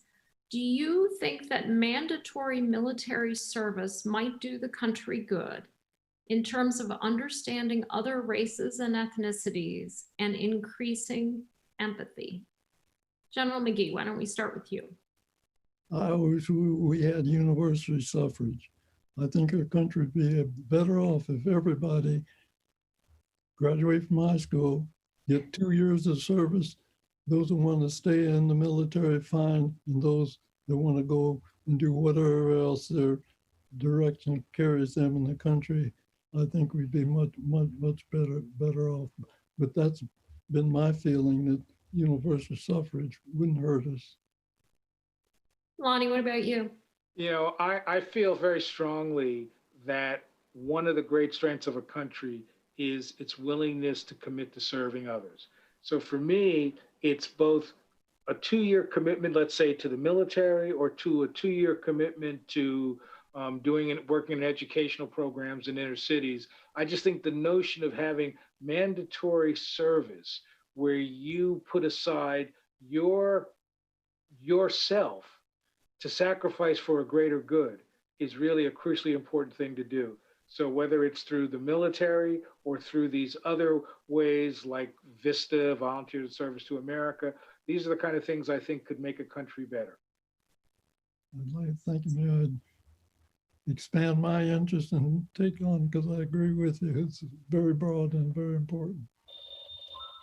You know, General McGee, a lot of the times people will ask me this, I'm sure Lonnie gets asked it too. And I think, who were your mentors? Were there people that inspired you in your military service? Because now I'm sure you mentor and inspire others today.